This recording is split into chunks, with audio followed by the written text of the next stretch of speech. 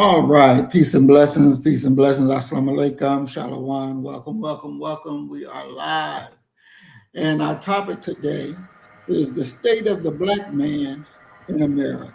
The state of the black man in America. And I want to go. First of all, before I get to any of the displays that we're going to go over, Doc, how would you sum up the state of the black man in America? You know, that's a question that is impossible to ask. Impossible to answer. Because quite simply, you're dealing with a situation where black men, just like black women, are not a monolithic population. We have some of us who are, reaching the stars, reaching higher landings, as Langston Hughes talks about in his poem Mother to Son. And then we have some who are mired in a life that I would argue is not worth living, that are dealing with homelessness, that are dealing with some element of parental alienation in regards to their children, divorces. It's a whole litany of things, spiritual challenges, health challenges, mental health challenges as well, that many black men are going through. So to begin to talk about what is the state of black men, there is no standard answer to that, because there is no standard black male experience, to be absolutely brutally honest with you. So it's kind of difficult to answer that. But if we're talking about the majority, I would say that it's still a grind for the average brother, because we're talking about black men earning on average around $50,000 a year. And that presents a host of challenges that are going to be multiplied when you're dealing in a capitalist nation. And I yield, brother. Okay. So you're even with that being said, are you saying that there's no way to really tap in and know that what black men are actually feeling and dealing with? No. I'm not saying that at all. What I'm saying is that it'd be a little disingenuous to try and represent all black men on one statement of what their state is. Now, if we want to talk about the majority of them, we can talk about that. But even in talking about the majority, we're going to miss some of these some black men and what their experiences are, because you got to remember, we just, if you were to look at education, we vacillate between no degree all the way up to PhD. So we can talk about the average, the median of let's say earnings, what we're looking at as far as life expectancy, what we're looking at as far as marriage and things like that. That's quantifiable data that we can look at and we can talk about. But you don't think that even if you have a middle class, and a poor black man, that when they're dealing with everyday life in America, that they all don't share some of the same situations dealing with racism? I, I would There's I would hesitate to use the word all. I would, especially if you're talking about racism, I would use the term the vast majority. But just like I do, that we come across some brothers who don't believe racism even exists. And so that's why, I hedge to say all, but the vast majority. We can talk about the majority of people, but even in talking about the majority, we're going to miss some experiences. Like any discussion that we have is not going to reflect the viewpoints of, let's say, Clarence Thomas, a who was the brother that Jesse Lee Peterson. We have some outliers even in talking about the vast majority. but even so, I would contend that all black men, regardless of status, regardless of their mental condition, have faced racism at some point in their lives. And See, still, I agree with you. I agree with what you just said. But when you're talking about how they experience the world and what their worldview is, many of them will deny that to this very moment. It was the brother who wrote member of the club, our kind of people, Lawrence Otis Graham. He's a brother that would, by and large, deny racism, and then at the same time would admit that he has been a victim of racism. Yet at the same time would trust that viewpoint with the idea that you could out respectability politic your way out of any of the damages that come from racism. yeah, and I think that would be just their stupidity Yeah, or I, their I, I agree foolishness. with that. I You agree know. with that wholeheartedly. Yeah. Mhm. Hmm. Let me real quick. I want to welcome Mac 285 to the program. Peace and blessings, brother Mac, and welcome Twin Pyramid to the program. Peace and blessings, Twin. Glad to see y'all black men up here in the house. Welcome. Definitely, definitely. In doing a little research, Doc, for this program, did you know that there's a commission set up on the status of black men and boys? Yeah.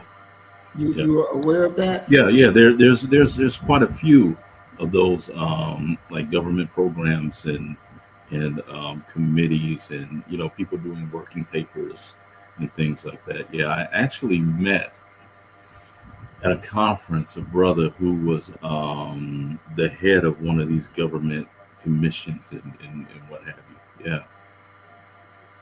Yeah, so this is the commission right here, the United States Hmm. Commission on the Social Status of Black Men and Hmm. Boys.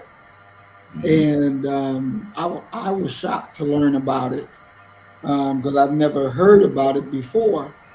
Hmm. Um, and just looking through the different aspects, civil rights, criminal justice, education, health and housing, labor and employment. And you see their chair, um, House of Representative Wilson. Here's a short video. We're not going to play the whole thing, but just a part of it so everybody can see.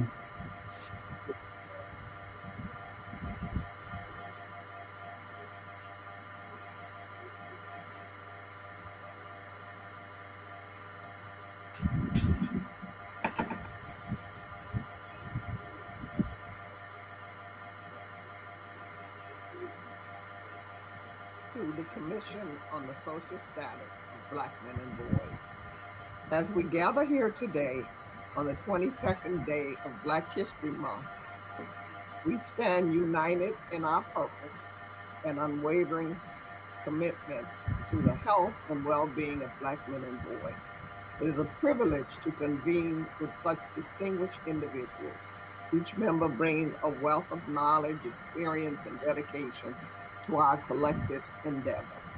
Today's meeting marks not just another entry in our calendars, but a significant opportunity to reflect, strategize, and mobilize towards addressing the systemic challenges and disparities that Black men and boys face daily. Our mission is clear in its intent to dismantle the barriers of inequality, to elevate the voices that have been marginalized, and to forge a path toward justice and equity. In the spirit of collaboration and shared vision, we combine our efforts, learn from one another, and leverage our diverse perspectives in pursuit of actionable solutions. As we proceed with today's agenda, let us do so with a complete understanding of the weight of our responsibility.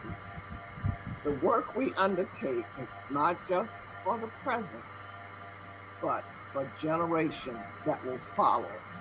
We are here to lay the foundation for a future where every Black man and boy can achieve their potential, unencumbered by the biases and barriers that have historically impeded their progress.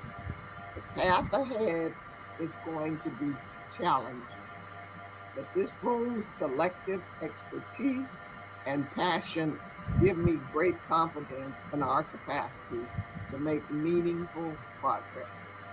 As we embark on today's proceedings, I invite you to bring your whole selves to the table. Your insights, your experiences, your dedication, all are invaluable to the success of our mission.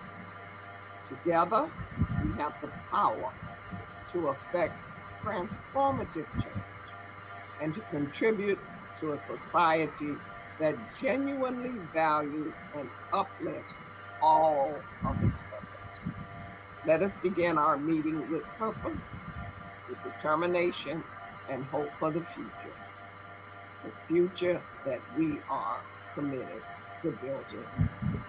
I will now ask the director to call the quorum. Thank you, Madam Chair. Per the statute, which at present a quorum consists of 9 members or the majority of the members of the commission, each of those 9 members do constitute a quorum. To establish this quorum, I will call each member by name, and please note your presence by saying here. Start with Chairwoman Wilson. Here. Secretary Sharpton.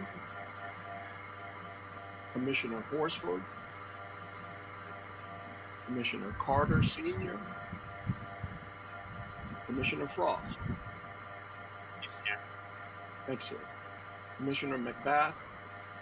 And Madam Chair, Commissioner McBath sent us previous word that because of a conflict, he would not be present, but we have her proxy, Commissioner Hank Johnson, Commissioner Brewer. I'm here. Thank you, sir.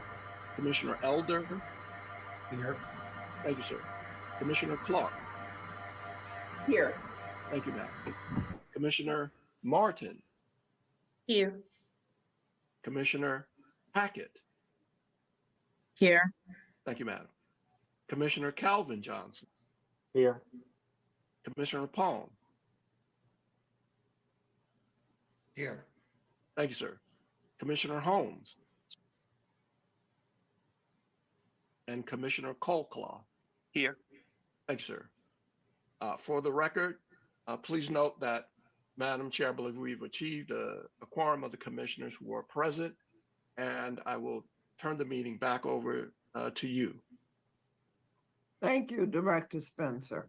I now Congresswoman, I'm present. Oh, thank you, Commissioner Sharp.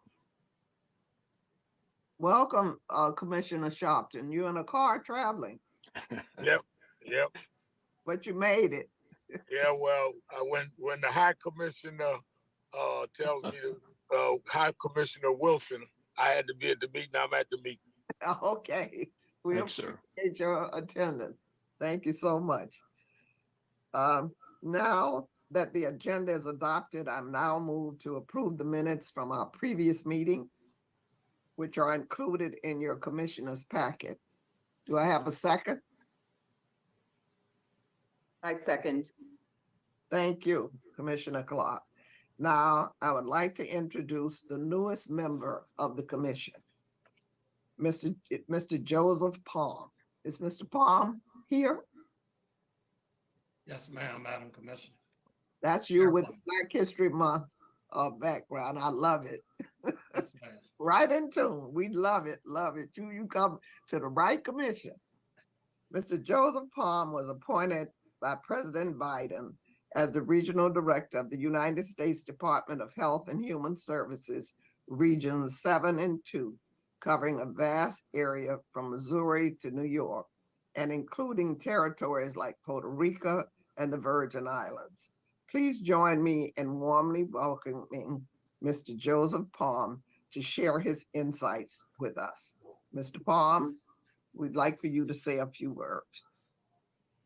Thanks, Madam Chairwoman and Commission. I'm just thankful to God to be able to serve in this position. I'm thankful to President Biden and Secretary Javier Becerra, and I'll do all I can to be helpful as a commissioner. Thank you. Peace and love, and God bless you. So, Mr. Palm, well, we call ourselves commissioners. So you are now Commissioner Palm. Okay. So we will expect you to carry the weight of the Health and Human Services Agency and keep us on the right path for health inequities and disparities that we know exist with Black men and boys. We've had several briefings with Howard University and different agencies that are interested in healthcare.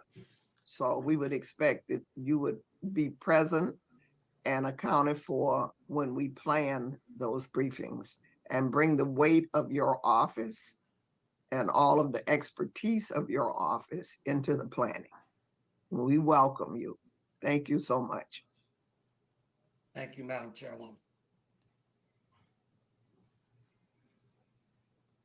Because we have some new commissioners other than Commissioner Palm, I'm going to review the commission rules. Members are expected to attend all commission meetings. In the case of an absence, members are expected to report to the chair before the meeting. Members will still be responsible for fulfilling prior commitments regardless of attendance status. If a member is absent twice in a given year, they will be reviewed by the chair and the appointing authority, and further action will be considered, including removal and replacement on the commission. Do you have any questions, concerns? Okay. The White House is hosting a celebration of Black men and boys tomorrow. As the chair of the commission, I have been invited, and I will be providing opening remarks at this event. Joining the meeting represents a continued and increasing dialogue. We're trying to set up a dialogue with the White House and the commission about the social status of Black men and boys. So let's hope that this is the beginning of a dialogue with the White House about Black men and boys. It has not been successful so far. We have a commission, and we want the nation to know that we have a commission. And we think if that particular achievement was heralded by the White House, people would know. Black men would know. Black boys would know. Black mothers would know. Black families would know. And they would appreciate the fact that there is a commission that cares about them and their disparities and their troubles in the United States of America. And this commission is not just about criminal justice. This commission is about prevention. How do we prevent Black men and boys from entering the criminal justice system?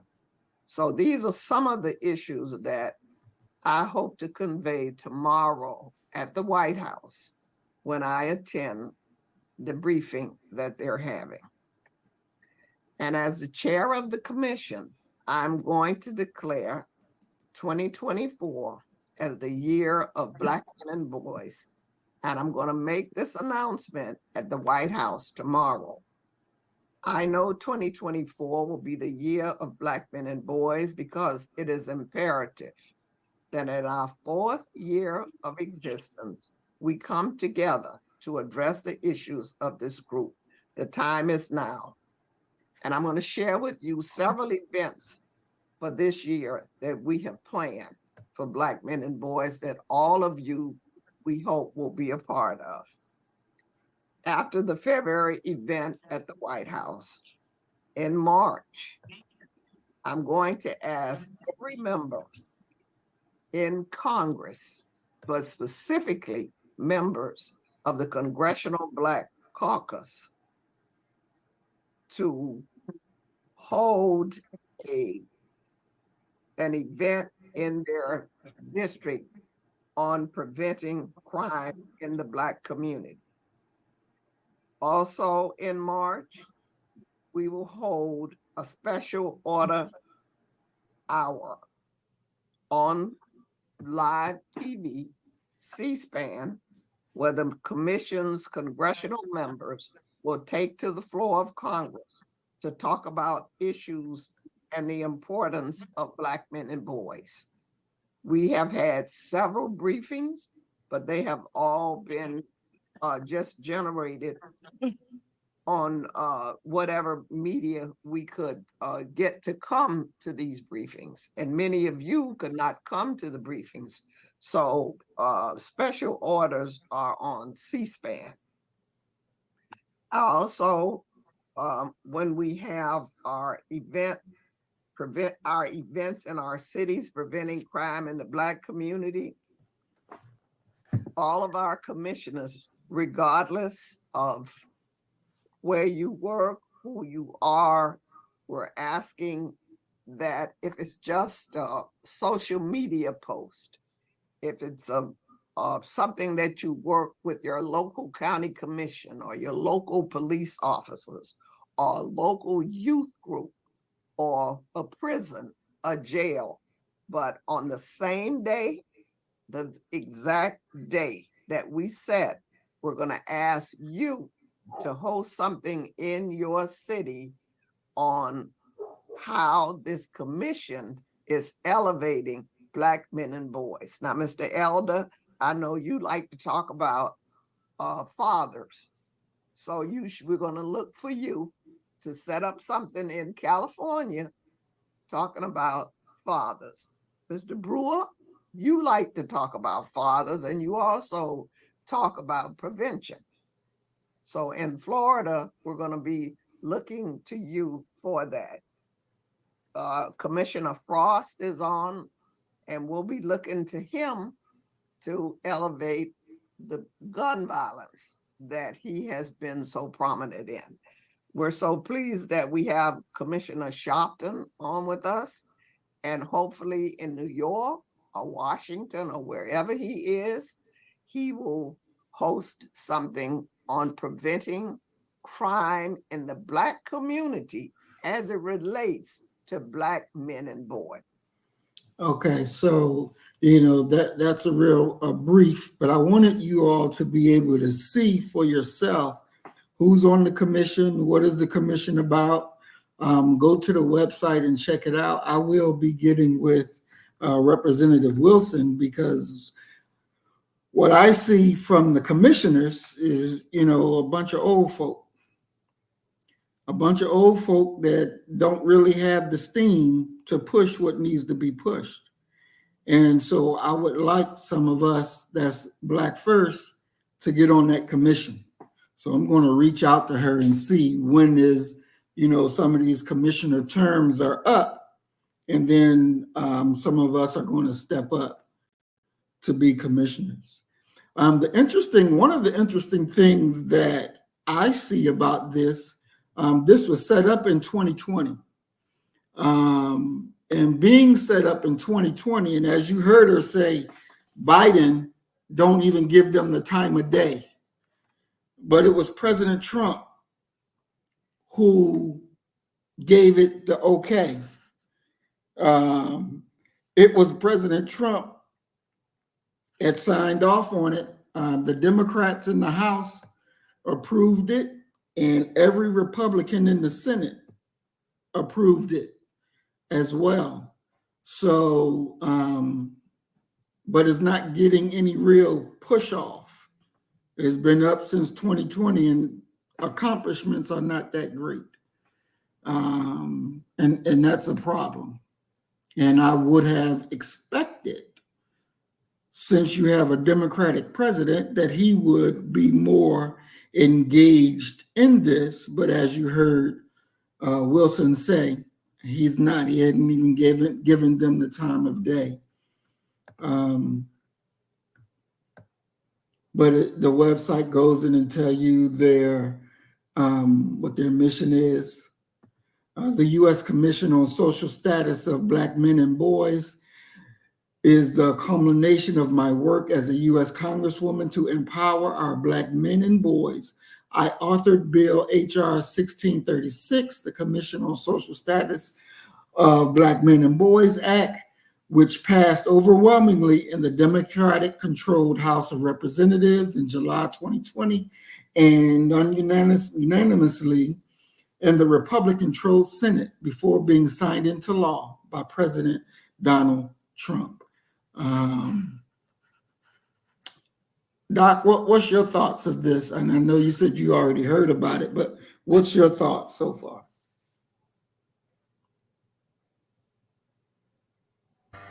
This wasn't the the commission that the guy I knew ran.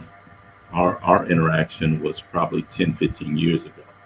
And I want to say for sure that what he was doing was actually generated out of the Obama administration during that time. My thoughts about the commission, I mean, like I said, there are plenty of these commissions, and what ultimately ends up happening is they accomplish very little. They do very little. It wouldn't be. I mean, you think about how immersed you are in the issue of race in America, and you didn't even know about this commission. Mm-hmm. So you have that part of it where it really, at this point for me, I just look at it as, oh, okay, they got another commission. Another way for them to siphon money, throw a little program here and there, and accomplish basically next to nothing. My curiosity is piqued when you see Reverend Al Sharpton there, and also Larry Elder there at the exact same time. Exactly. So those are kind of major red flags for me in regards to what it is, and you're in many ways. How can I put this? I think that these types of endeavors have far too often been generated without a realistic ultimate goal. They really are not seeking to do anything that they're very clear on.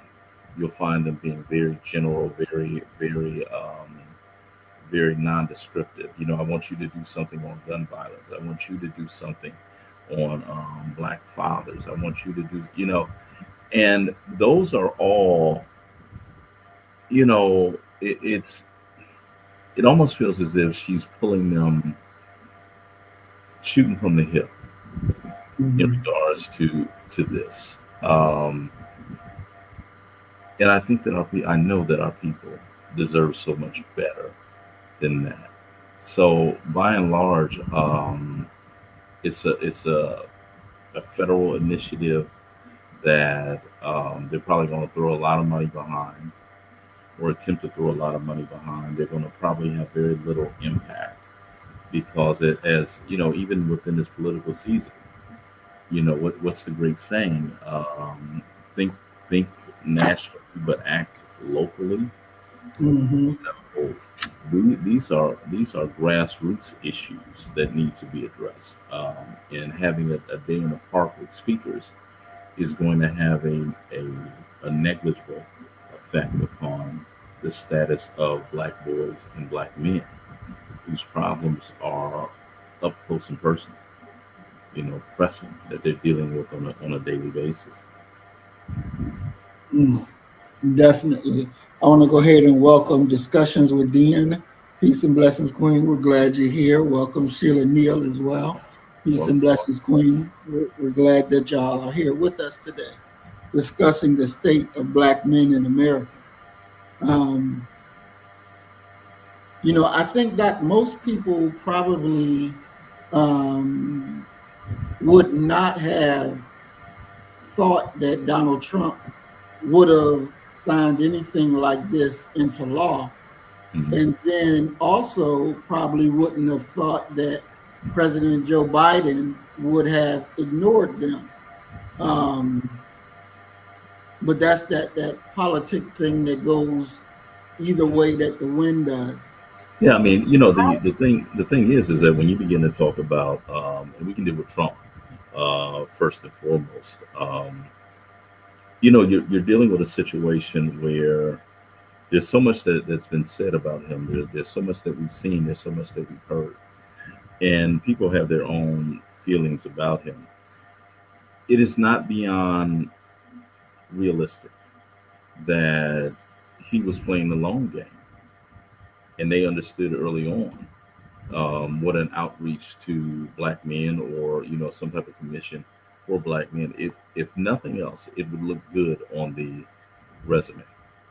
Okay. Now, in regards to Biden, there's nothing about that him not being responsive to them, and what have you, that is surprising to me. We have to remember that it's Joe Biden under the and I'm not a Democrat or a Republican. I'm so far left that I can touch the right at times, and so I vacillate based upon the issue. But you got to remember, during the Clinton administration, it was Joe Biden's, and he used to refer to himself as this Joe Crime Bill Biden. He created that three strikes law that really led to the warehousing of black men. And it's something that we don't talk about. We also don't talk about the role that the so-called Congressional Black Caucus had in the creation of that crime bill. They, in many ways, begged for the incarceration and the sweeping of the streets of black men because of crack cocaine, and the ultra violent wars that we were seeing, and the deaths that we were seeing within our community. And I still remember the argument. The argument was quite simply that if crack was doing in the white community what it's doing in black America, the government would do something. And lo and behold, they put Joe Biden on the case, and he created a draconian crime bill that I would argue we're still not only feeling the impact of it, but we haven't recovered from its impact and its effects upon Black America. We lost at least two generations of Black children who were raised in homes without fathers. That can be directly attributed to that. And then, of course, we can have conversations about labor, about economics, and things like that um, that have been ongoing for Black folks, for Black men in particular. I yield that. So, Doc, well, let me ask you this then. At what point did, and I guess I shouldn't say it like this, but I don't know another way of putting it. At what point did the Democratic Party turn their backs on Black people? At what point did the Democratic Party actually start to turn against the progressive movements that Black people wanted or Well, I needed? mean, you have to remember that there's a direct correlation between social strife, economic suffering, and xenophobia, the hatred and fear of strangers. And when you're talking about in the era that you would have to look at is the most tumultuous one that we've seen during what historians refer to as the American century, and it is quite simply the 1960s. The 1960s is rife with urban rebellions. It's rife with the rise of social movements that are aimed at overthrowing what is commonly referred to as the status quo. And I always and I make the status quo analogous to a soccer mom. These people are frightened and afraid during the 1960s. And JFK, and we should have a very good discussion about that period, or really the two moments where Black America abandons the Republican Party roots. And we of course had the Southern campaign that happens during FDR's administration going forward, because FDR is a different type of Democrat from what we're seeing with Southern-based Democrats who eventually become Dixiecrats, and then they are repackaged and refashioned as Republicans. But to answer that question, I would pinpoint that the national mood has shifted against Black folk by the late 1960s. You have to remember that JFK is killed. Then you're going to have Malcolm killed. Okay, we're talking about the mid 60s, and you have JFK's VP, Lyndon Baines Johnson. LBJ comes in, and LBJ shocks a lot of people because LBJ is a Texan. And there's a lot of things that come along with being a Texan. But it's LBJ that's going to give us the 64 Civil Rights Act and the 65 Voting Rights Act. And his administration is going to be followed by Nixon.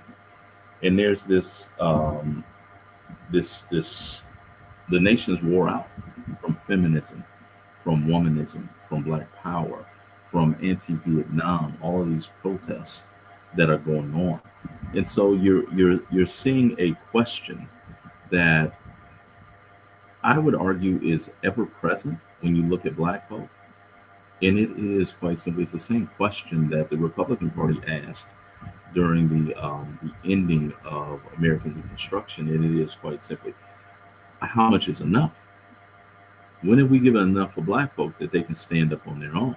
So by Nixon's administration, 68 going forward for the relatively short time he was in there, we're looking at a shift in the American people and a shift in the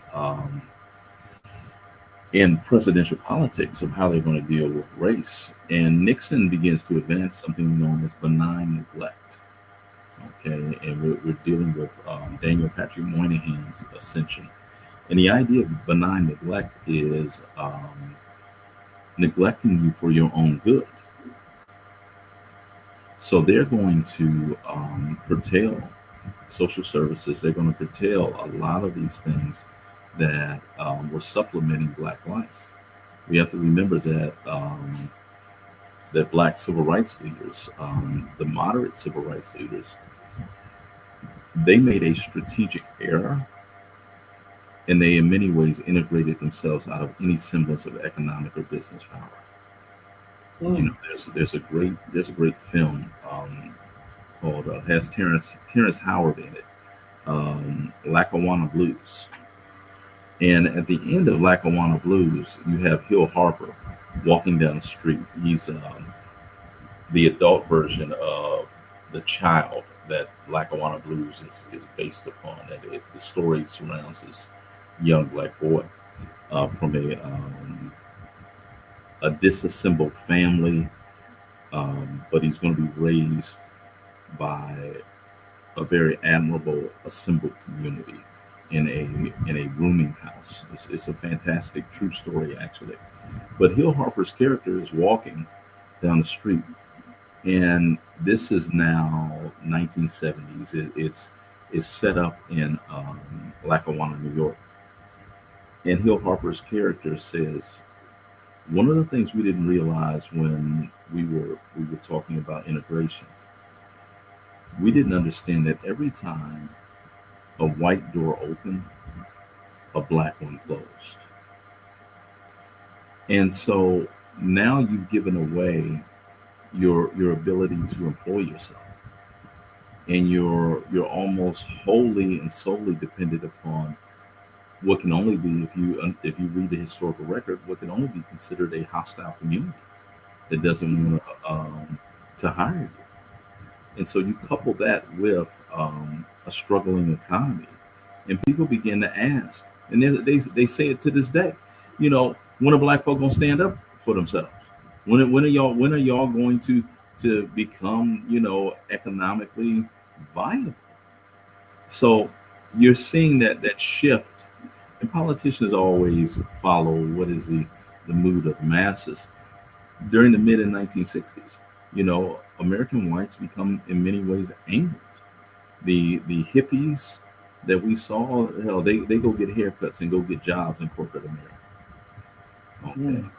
And we constantly talk about the government coming in and in every way creating these very interesting public assistance rules. That if you got public assistance, a man couldn't be within the household. And those of us who grew up in the 70s, we can tell you stories of the government coming in, some government agency, police, or what have you, and raiding a black woman's house looking for the clothes of a black man. So you're seeing a fracturing of the black family on the one hand, and at the exact same time, you're seeing the introduction. Because keep in mind, we leave straight from the 1960s into talking about black popular culture, talking about American popular culture. We go directly into disco, and that's a moment of where white girl flooded into America, cocaine. And while you got white girl flooding into white America, you don't see very many. You if you think about it historically, the historical memory, you can't even identify white folk that got in trouble for possessing or using cocaine.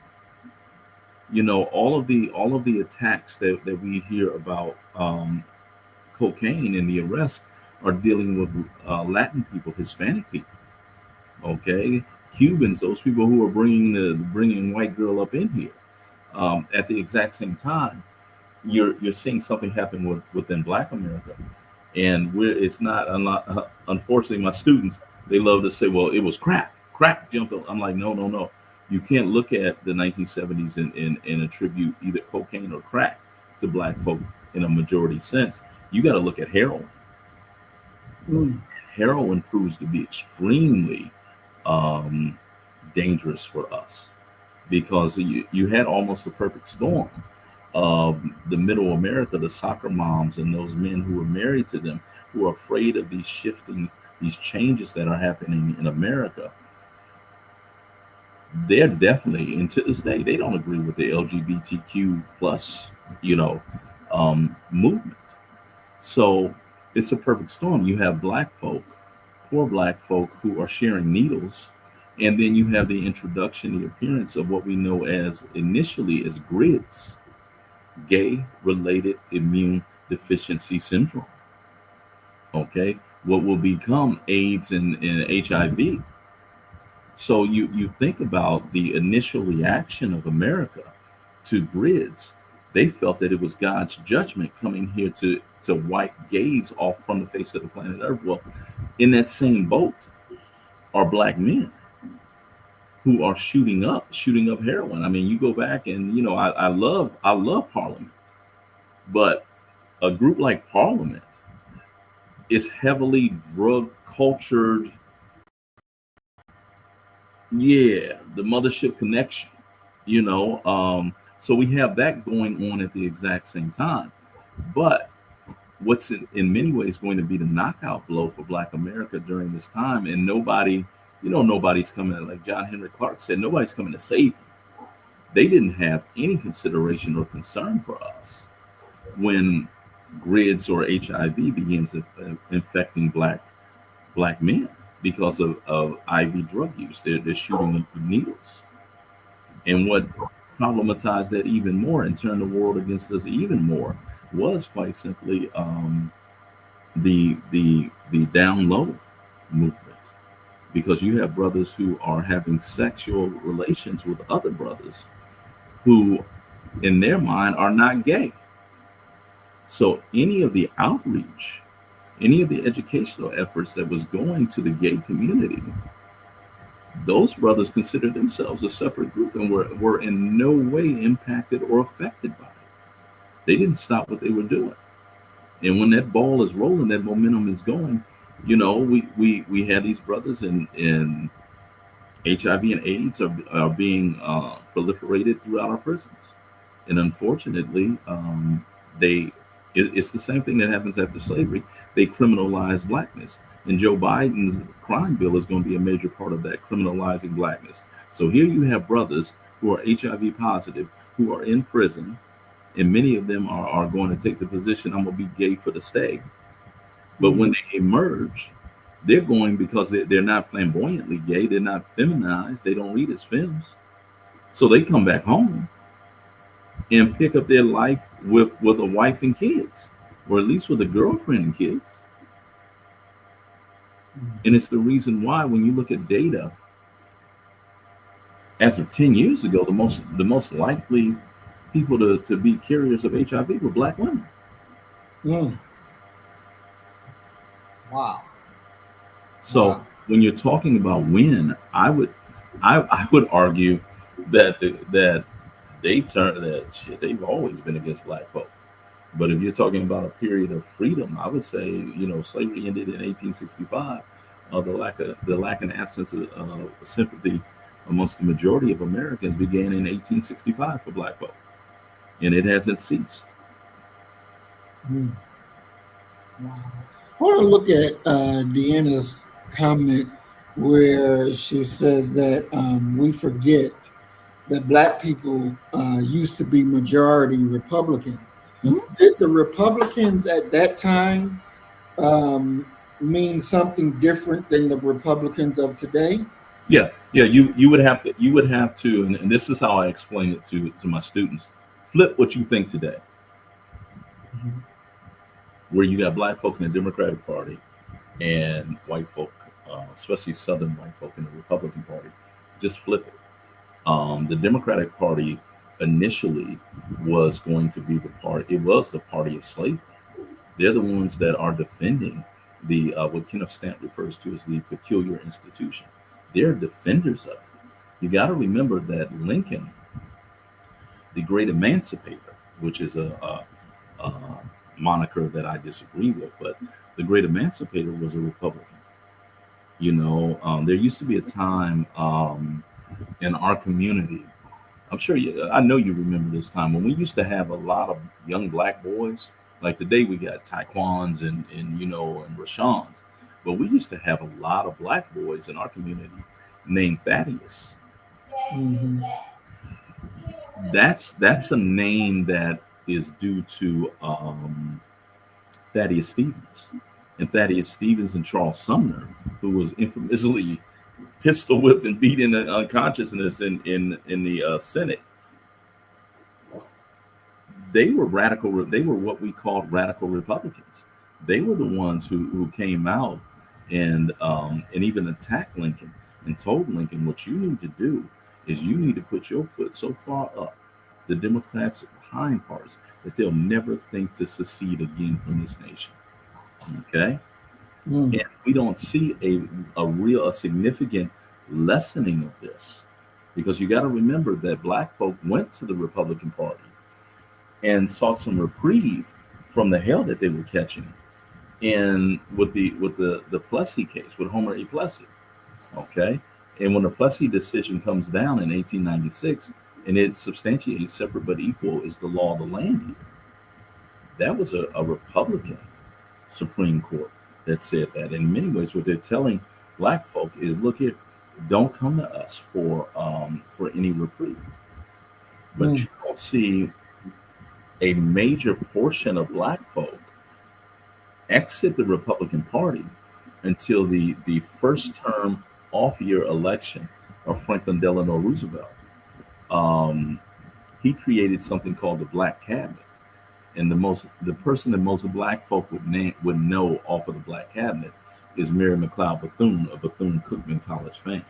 So you have a large wedge, as my father would refer to it, a large wedge of black folk who leave in 34.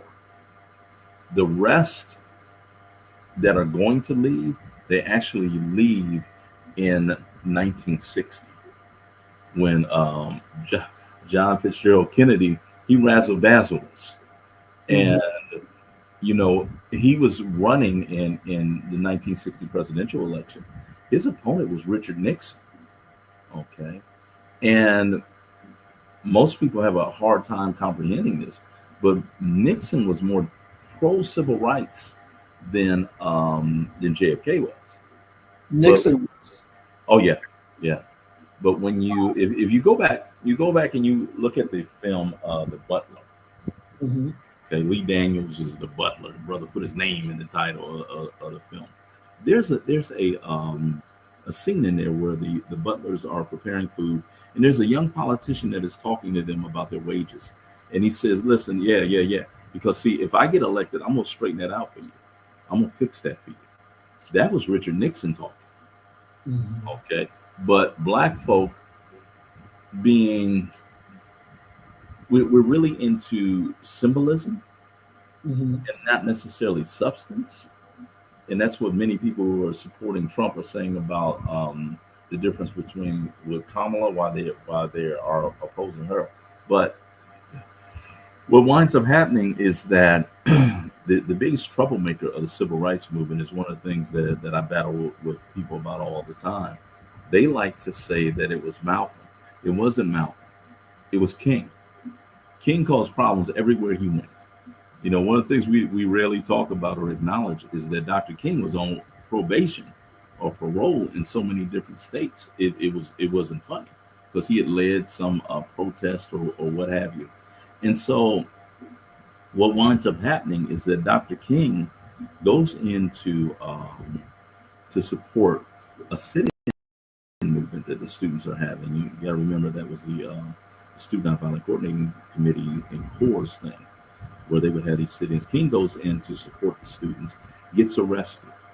Well, King's already on probation in that state. They sentenced King to like 6 months of hard labor.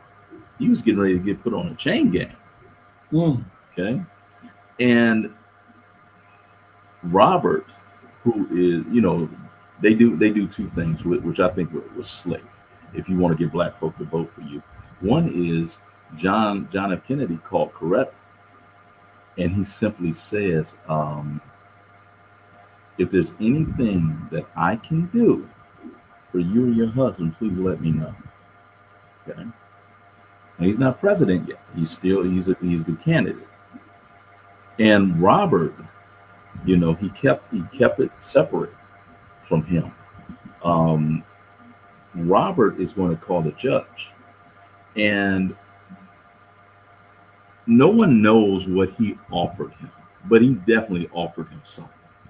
Okay, it might have been a federal appointment, you know, as a federal judge. Something was offered in exchange for King's release. Okay, and you have to remember at this time that John F. Kennedy was losing to Richard Nixon in the presidential election. Okay, so he's the one that's got to make a Hail Mary, and they literally made a decision. They ventured to guess that they would be able to get more black votes by helping King, that it would offset the white Southern votes that they would lose. It was a strategic move.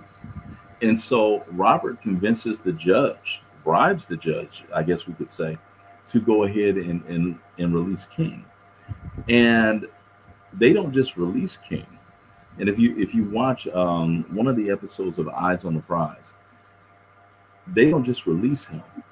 They put King on a plane and they fly him to Atlanta. And they have it looked like paparazzi out there. All these cameras, all these people are there, and they get King coming off of the plane.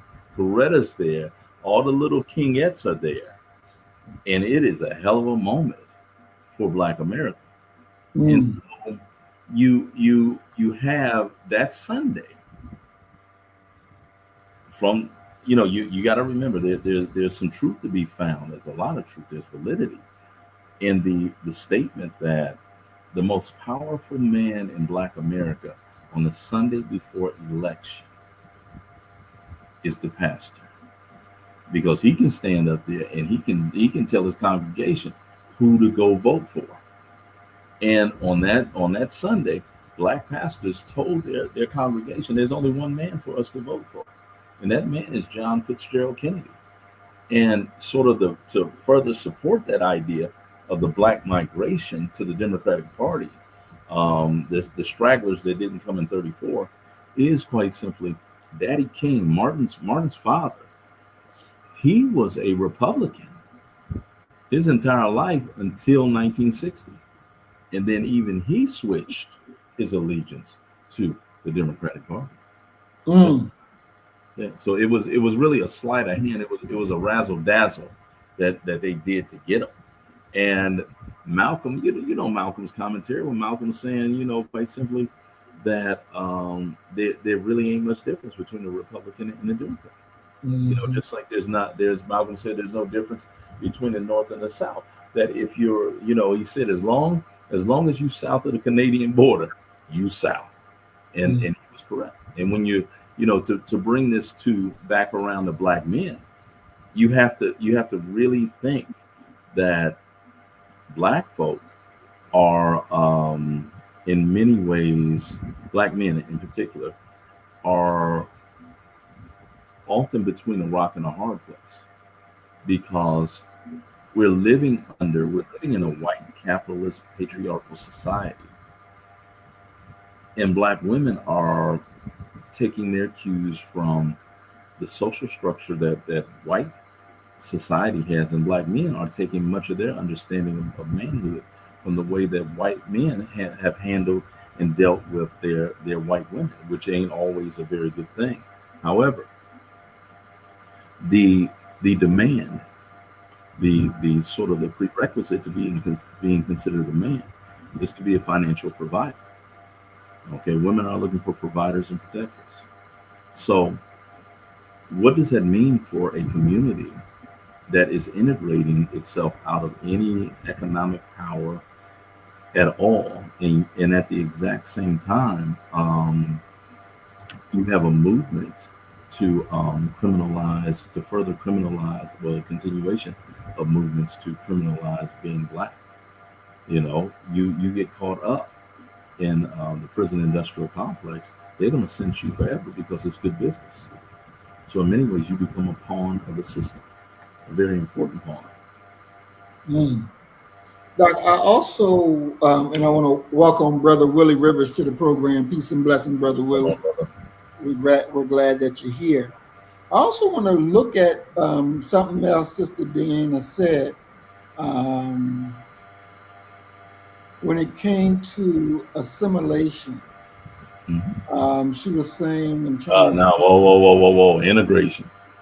Black folk have never assimilated. You can't assimilate, regardless of how much you try. You ain't gonna never be able to assimilate.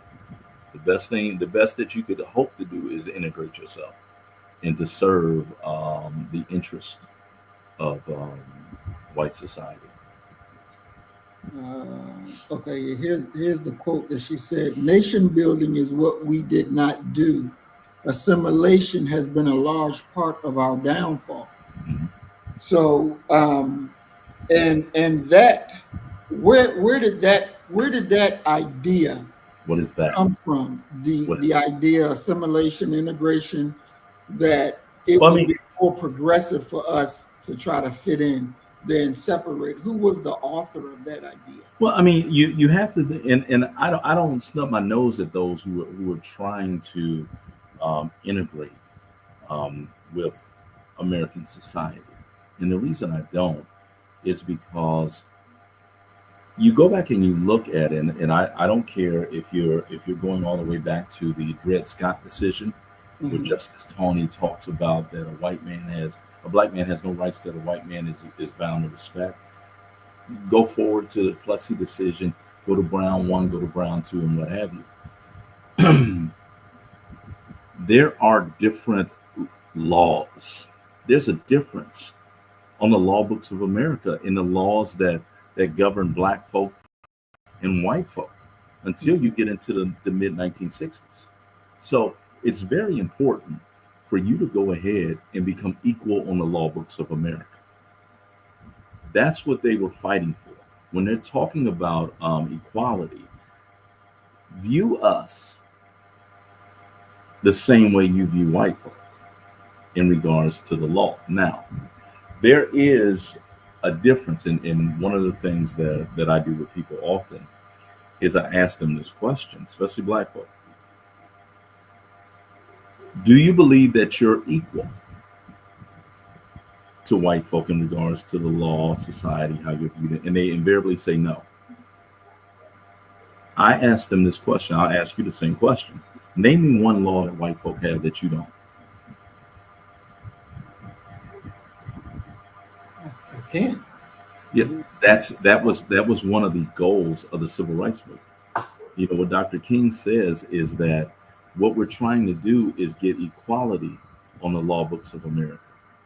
He says the civil rights movement had two steps. The first stage was to get equality on the law books of America. That is crucial. He said, but this nation never tried the second step, the second stage, which is the exercise of that equality. That's why, even though you know you are no different from them on what is codified in legal books, you know that you ain't gonna be treated the same. You know that black folk get long, that we get convicted more, we get longer sentences, and what have you. You know, Ice Cube said, you know, in one of his raps, he said, yeah, you know, you better duck because the book is coming. So just hand your car keys over to your woman. You know, we all know that we're not, that Lady Justice is not blind when it comes to us.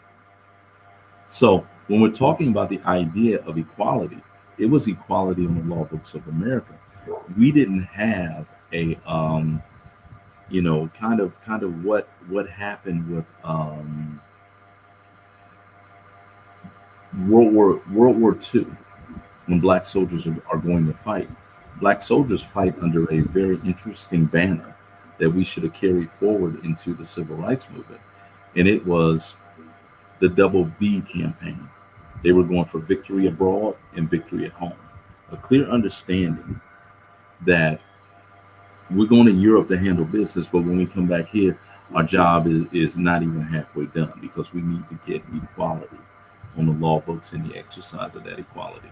This nation never tried to get to a point of exercising that equality. And when you're dealing with a populace, meaning white folk who view their black countrymen with such disdain, you're never going to be able to get over that hurdle. Never. And it's the reason why you'll never get reparations. It's why the Jews whose suffering happened in Germany and Europe are able to get reparations, because their racial brand and how they're viewed by the world is so sympathetic. Versus us, we're viewed as people who are more likely to end up on World Star Hip Hop. So you're chumped off, and keep in mind that these images that denigrate black folk, make no mistake about it, black folk consume them too. It's the reason why you see black girls out here replicating a sexy red. Our generation, they were replicating a Lil' Kim, you know. So we eat, digest, and believe these same images, yet at the exact same time we'll turn around and say, but that ain't me. Yeah, well, it's you too, you know, because you swallowed it hook, line, and sinker. And those of us who don't follow that programming are going to be ostracized and denigrated. Look at the whole thing with black kids going on to this very day, that if they are scholarly and they are successful, that they're called what? Acting white. Mm-hmm.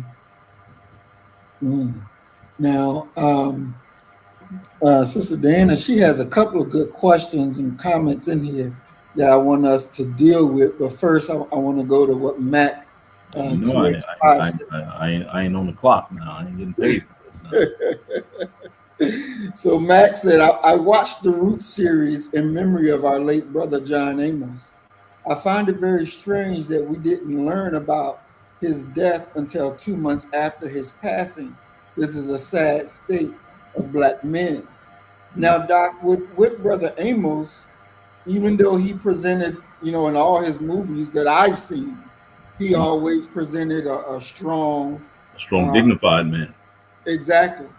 But in real life, he was married to the cracker. Okay. And so, and I sat back and I thought about that, like, you play this on TV, but in You're your acting. heart of heart, You're acting. mm, You're playing a role. You're acting. I mean, it's not out. It's not out of the the realm, and it's a conversation that we should have. Does marrying, bedding down, having feelings for, um, as Brother Umar Johnson refers to them as snow bunnies, does that invalidate your worth, utility, and your contributions to the Black nation? mm, And John Amos is no different from arguably our great one of our greatest writers of the post Harlem Renaissance, the Chicago Renaissance. Richard Wright. Richard Wright was married to a European, a white woman. Yeah, yeah. wow. So that's not a for me.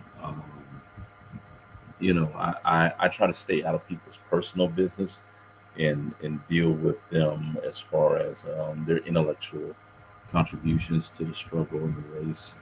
But um, it's not that's uncommon, and I would argue that for some people, that may be the best fit for them. Now as to Wait a minute, Doc. You said marrying the cracker would be the best fit for the Black man? there's some people I believe that is the best fit for them. I do believe that. Yeah. Because I think that selecting a mate and dealing with someone, um, a lot goes into it as far as what is it that you personally need. There are some people who need a woman that they would consider that they could handle, that they could control, that would be very submissive to them. I got a couple partners who married Asian women, and the thing that they like about them is that they are so accommodating, so submissive to them and what have you. So hey, that's what fit with them when they were prepared to forge a serious relationship. Now, as to what that says about them, to their politics and what have you, I don't know. I try to stay out of. I personally don't even want to know about your personal life, because people have all kinds of things that happen in their personal lives and why it happens in their personal lives. I know what my position is and what I'm going to do for me. Um, but other folk, that's your thing. You do what you do. Because I've seen some Black women do Black men in, and I've seen some Black men do Black women in. And I think that for some people, their hurt and their anger at being betrayed by anyone causes them and leads them to pursue other options. It could be a manifestation of Stockholm syndrome. It could be a host of things that lead people to do what they do. So I just stay out of it. Wow. Now I'm not saying all white women are submissive or all Asian women are submissive. What I'm saying is that they found what they consider to be their fit. And I know several couples who have been, dude I went to high school with, he married an Asian girl, and matter of fact, today is their 30th wedding anniversary. They weren't even 25 when they got married. and they're still together to this day. And I know some black couples who are like that as well. You know, they found a woman that they could fit with. Mm. Well, we definitely gonna do a program on that one. Wow. So, Doc, I want to go to our sister's other question. Would you consider that that integration? Could I see the question? Could I read it? Yeah. Let me go back and find it. You gotta remember, multi-part questions throw me. That's one of the many things I live with. After being sick.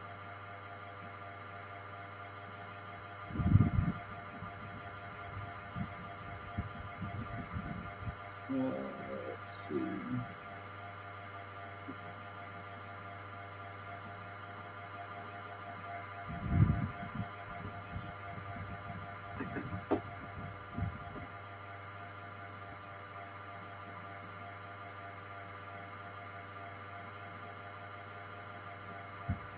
Okay, here we go. It is still deceptive technology. Dealing with integration. What is integration? Integration is still deceptive technology. I always rely upon this quote from Jane Elliott, the white educator that did the brown-eyed, blue-eyed experiment. And Jane Elliott, and actually I had to go through one of her workshops because I had got in trouble at Ohio State, and I said some things in class, and black folk reported me, and so that was one of my parts of my sentence. I had to go through that program, and she makes a statement, and she's made it on video as well. She tries to get black folk. She says, y'all got to toughen up, and y'all are going to have to treat these white folk, these blue-eyed people, like they've treated you. And she says, well, you black folk know how to get ahead in society. How you get ahead in society is acting white. Okay, now this is coming from a white woman. I think that there's some of us who do our best to act white, but what people would term acting white. But I think that what's really being said is that you have to learn how to find your place. And it's usually a subordinate place within white society, a white corporation, what have you. And you can earn your medal, your rank, their respect by serving their interest. By, if you're working for a Microsoft, you're working for a IBM, or whatever corporation it is, you go in there and you do a good job for them. You help that corporation and that company grow. You don't necessarily go in there with an idea of learning how things work so that you could eventually break away and create a black rival. That's what integration is. And to integrate means that, for all intents and purposes, you are now a part of the process of white world domination and racism. We're so quick to talk about racism and what it is from a emotional basis. They say, well, that means that white folk don't like you. How someone feels about you has nothing to do with racism. Racism is a system that has been set up to guarantee that whites, regardless of their independent Republicans or Democrats, regardless of if they live in Montana, New York State, or Texas, maintain their birthright for their children. And that birthright, if you go back and you look at what they're talking about with James Monroe and the idea of manifest destiny, they believe that their God gave them this land for them to prosper. Now, if you want to learn how to work better for them, and you want to figure out how to prosper for them, yeah, they're gonna slide you what Richard Pryor referred to as some twos and fews. But you're an employee, and don't you dare get that mixed up. Look at Puff's situation. All the millions of dollars, and they brought that brother down. Okay. Puff been doing this for 20, 30 years. But it wasn't until he got out of his place and he sued the white corporation that had used him as the front man. Okay, they put some twos and fews in his pocket, but it didn't match what it was that they were earning. That's what we're talking about when we talk about the idea of racism. We're not talking about them calling you ugly names. Shit, they call the Jews ugly names, but the Jews are still circulating money in their community. It's seemingly only our people who are so triggered by words and those types of things, negative words hurled at them. You know, we need to focus and stay on task. Mm. Is there? Do you see that there's a difference between assimilation and integration? Almost certainly, there's a difference. Break it down. Okay, when you're talking about the idea of like you ever been out to one of those restaurants that had a fondue, a cheese fondue, where they melt the different types of cheeses in there? Okay, Right. What are your favorite types of cheese? And Negro, don't you say no Velveeta. That ain't cheese. I like Parmesan and Swiss cheese. Okay, let's say we got Parmesan, we got Swiss cheese, and we put it in a fondue. Question: can you reach in there and get Swiss cheese out? No. Why not? Because it's all mixed up. They melt it together. You can't separate it anymore. Right. Okay, that's assimilation. Okay. What you're seeing with assimilation is what happened. When was the last time that you saw a German walking down the street? You ain't seen one because you see a white person. The Germans, the Russians, the Slavs, the Italians, they've been assimilated into whiteness. They've been mongrelized. Integration is different. Integration, the greatest analogy would probably be a salad. What do you like in your salad? What type of lettuce you like? Don't say no iceberg. We need to be teaching other people better. I don't know nothing about no lettuce. Lettuce is lettuce. Okay. All right. No, it ain't. Let's say you got romaine lettuce, you got spinach, you got tomatoes in there. You have black olives. You may have green olives, onions, mild banana peppers, what have you. You may douse it with, garlic, salt, and pepper, what have you. Put some pieces of chicken in there. Can you reach in that salad and grab out a black olive? Yeah, if you see it in there, you can. Yeah. That's the difference. In integration, you maintain you're part of a larger collective, but you maintain your identity and your autonomy. Wow, very interesting. Very, very interesting. I'm going to go back through these comments to see if I missed anything before we go to the video part. Oh yeah. Here we go.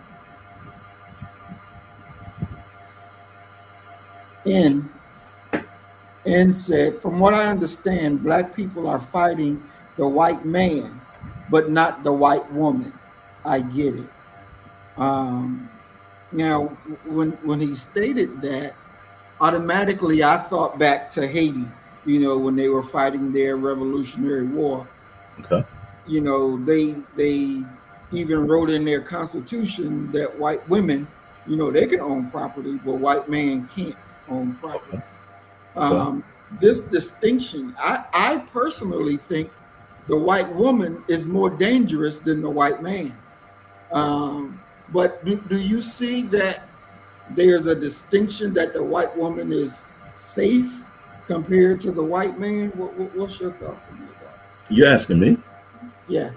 No, during the 1960s and 1970s, and you got to remember that much of what we know as affirmative action is going to occur during Nixon's presidential administration. When they moved the idea of affirmative action from being what it should have been, which is reparations for Black folk, correcting an injury, repairing an injury that we received for the 100 years since the ending of slavery. And they opened it up to quote unquote minority groups. White men were slick enough to realize that if you're going to set aside 45% of the business for minority groups, and you consider white women to be a minority group, I'm just going to put my company in my wife's name. And now it is able to get minority contracts. You know, white women eventually become the single greatest beneficiary of affirmative action contracts and dealings and what have you. They are working in cahoots with each other. You know, just think about how white folk talk about Barack and Michelle Obama. They don't just hate Barack; they hate Michelle as well, because they feel as if when they went to sleep, before they went to sleep, they was having pillow talk. You can't separate the two. You know, and it's foolish and dangerous for you to believe that you can separate the two, because Mr. Cartwright, he runs his house. Mm-hmm. And Mr. Cartwright will kill everybody up in here, including the dog, if things don't go his way. So it's in many ways a bit unwise, if not ridiculous, to think that the white woman has or can or ever will or has even the intention of standing alone and apart from her man. You know, even the when the CEO of Coca-Cola was a white woman, they asked her what her home life was like, because she's making millions of dollars and her husband probably wasn't even making six figures. And she said, "Oh no. When I get home, you know, I'm a wife. He's still the head of my household." Oh, So wow. so you have to really filter it through that type of lens, that they've always worked in conjunction with each other.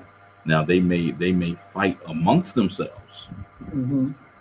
for a larger share of the pie, or who's going to control that pie. And Mm-hmm. many people fail to understand that when white women, and keep in mind that political participation is considered the sport of gentlemen. You had to be wealthy, you had to have some free leisure time to be politically active. um, so when you're looking at the first wave of feminism, and these women are talking about they want equality, black, poor brown, poor white women had to be scratching their heads saying, "Who in the fuck told y'all couldn't work?" Mm. Because we've been working this entire time.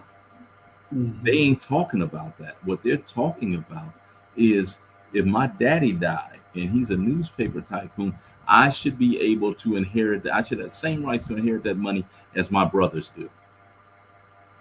That's what they're talking about. So they work in. I hesitate to say they're one and the same, but they're Mm-hmm. working in tandem with each other. You know, it was never an idea of loosening up the control of the political economic monopolies that they've had throughout the 20th century, and allowing other groups. They ain't that progressive, but they Mm. can say, well, yeah, what we want is to allow black women to have this type. No, they ain't said that. They ain't that progressive. They're talking about, how do I increase my share and my privilege. So, nah, separating them, nah. You that's myopic right there. That's short sighted. Mm. Wow. Excellent. Excellent. So we're going to move to the video section, and they're not long. They're all little clips, and then we're going to get your perspective. Um, when would you consider, is the black man and the white man equal? In what sense? In what context? Equal as being men? You would have to define for me what men. Well, you know what I'm saying. Now, if you're asking me, are we? I don't even believe that people enter into this world before we know anything equal. I believe that we all have our own specific gifts and talents and things like that. Now, if you're talking about society-wise, no, emphatically no. You know, there's a class of white men who are. This is, to be honest with you, this is they shit, Mhm. and you're a guest in their house, and we rarely talk about it in those terms, but that's what it is. And if provided the right stimuli or impetus, they can show you. They can show you who you really are. And you know, all of that wealth, all of that fame, with all that richness and all that fame, they can strip that away from you. Look at Kanye, look at R. Kelly, look at Puff now. Okay, and I'm not even dealing with are they guilty or not for what they were charged with. Right. But they can be taken away. Okay. So I would say You would say no. Okay.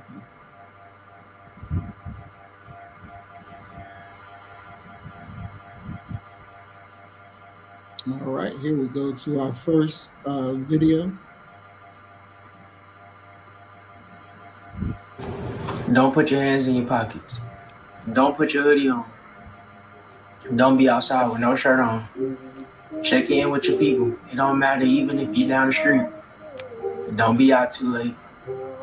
Don't touch anything you're not buying. Never leave the store without a receipt or a bag, even if it's just a pack of gum. Never make it look like there's an altercation between you and someone else. Never leave the house without your ID. Don't drive with a wife beater on. Don't drive with a do-rag on.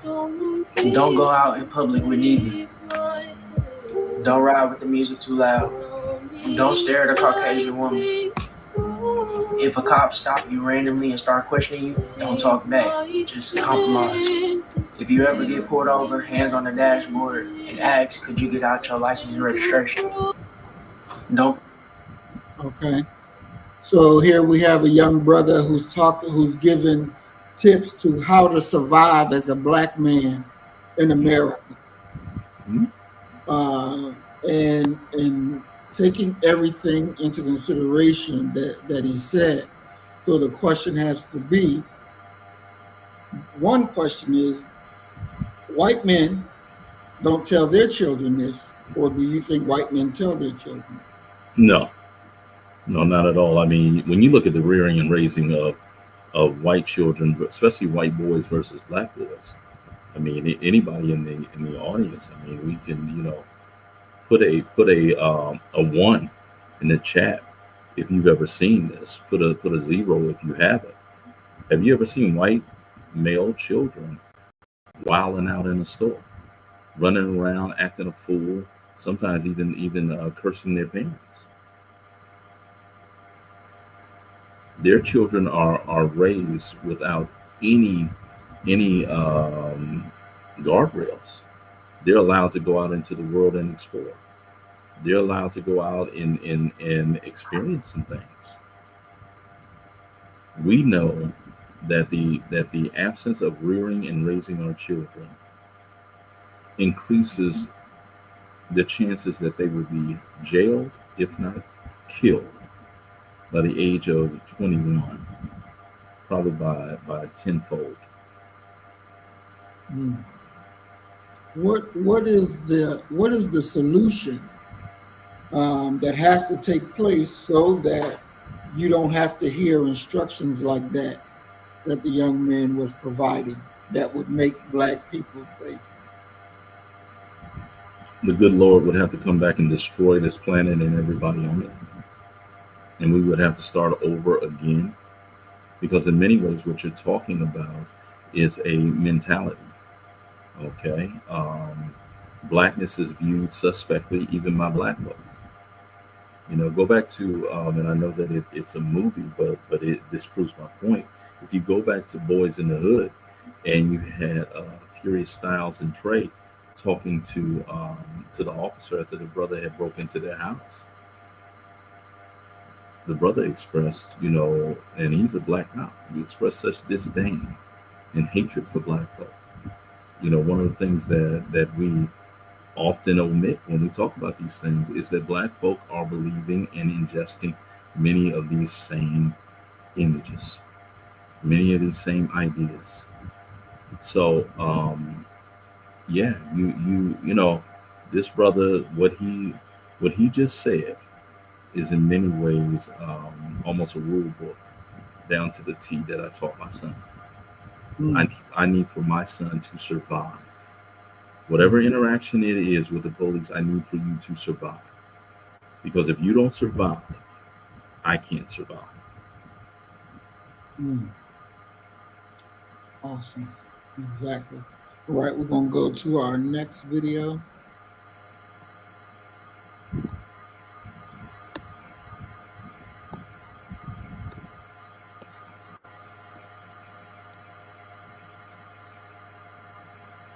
Oh boy.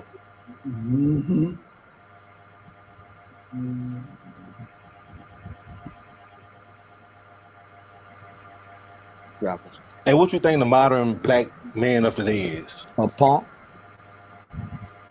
Yeah, a punk. Ain't nothing wrong. Like, you could be straight, you know, have That ain't nothing to do with his sexuality. A punk. Oh. He can't do push-ups. He can't chop wood. He don't own a pair of work boots, and he walk around in slippers every day. What if the war break out? What if the Ukraine people had slippers on when Russia invaded them? They had to be in trouble. These today's Black boys wouldn't know what to do if they was in Ukraine and had to pick up arms and went to defend and shit. Yeah. These is punks today. They don't know how to fix nothing. They can't fish. Ask them niggas when the last time they went to target practice shooting a gun. No. I mean, most niggas can't throw jabs, uppercuts, crosses, and hooks and not look feminine. Yeah. No, I hate rappers. Hey, what you think the modern Black man of today is? A punk. And so that was Charleston White, who, like, the question was about the state of modern Black men today in America. And so his response, as we all heard, that the modern day Black man in America is a punk. Doc, how would you assess his reasonings, his thoughts on that? You know, Charleston has a very interesting familial background, to be honest with you. And he's talked about how he was raised. And he was raised amongst dignified people down here, I want to say in Fort Worth, Texas. But I think that, you know, what he's saying, that there's a lot of validity to it. Mm-hmm. But I think that that's our fault, because we have not structured a world where we take our boys through what other groups take their boys through, as far as developing what is your long-term goal? Where do you see yourself in 5 years? Where do you see yourself in 10 years? What does this mean? How do you do this? You know, what is really life about? What makes it worthwhile? We've allowed our children to, in many ways, be educated or miseducated within a system that has not given them any, not only life skills, but hasn't even given them any reasonings. They don't understand even what questions that should be asked. You know, and it's one of the primary problems that we're dealing with is quite simply that they cannot define what it means to be a man. And not only can they not define it, we haven't stepped in a significant way to correct that and to show them what it means to be a man. And so as a result of that, they end up picking up pieces of almost folklore and mythology in regards to what a man should be and what a man ought to do. But we do have a sizable populace. We do have some within our midst that because I fight against sort of using these wide brushstrokes and talking about all Black folk, but we do have some brothers who are mentoring, and we do have some who are understanding many of these substantive things. But so much of it comes down to us as adults dropping the ball and not creating a program for our children to be able to flourish and develop. Because honestly, quite honestly, they don't know what they should be doing. You know, their idea of going to a gun range, the reason to go to a gun range is to practice your shot so that you can shoot down other black people. We need to address that. We should have addressed that a long time ago. And it kind of takes me back to how we were talking about the commission. Yeah, that's a national level thing. We're talking about face-to-face interactions with black boys, showing them what manhood looks like, okay, how it behaves, how it walks, how it even structures its sentences, how we speak. Who established what a black man should be? Where does that? Who established that? Where does that? Black men. Black men. Black men establish what a black man ought to be and ought to do. It's just the fact that our voices have been muted, significantly muted. You know, you think about it this way, that right at the present moment, understanding that the majority of black children are in public schools, we have to get permission from white school boards, white superintendents, white principals, or black people who are afraid of losing their job that white folk hold and dangle over them when white folk gave them that job. We got to go through all those hoops to even be allowed access into a school to touch the minds of our children. And our parents, as you know, as you know, you know this story, this part of me very well, the Saturday school that we created, okay, where we could control our own curriculum and what we were doing, this and that. The most kids we ever had there on any weekend was 4. And that ties directly into what have the parents been taught is worthwhile. And yet at the exact same time, these are the same people who say, yeah, what we need to do is educate our own. We need about, well, you know, we actually had a physical building. We had teachers, professors who were volunteering their time. And y'all still didn't come. So in every way, when you're talking about the process of making a man, you know, I believe what Chairman Fred Hampton said. He said that people primarily learn through 2 means: observation and participation. So you got to show them, and you also got to participate, allow them to participate so that they can learn. Hands-on learning. All right, awesome. Now we're going to take a look at the next video.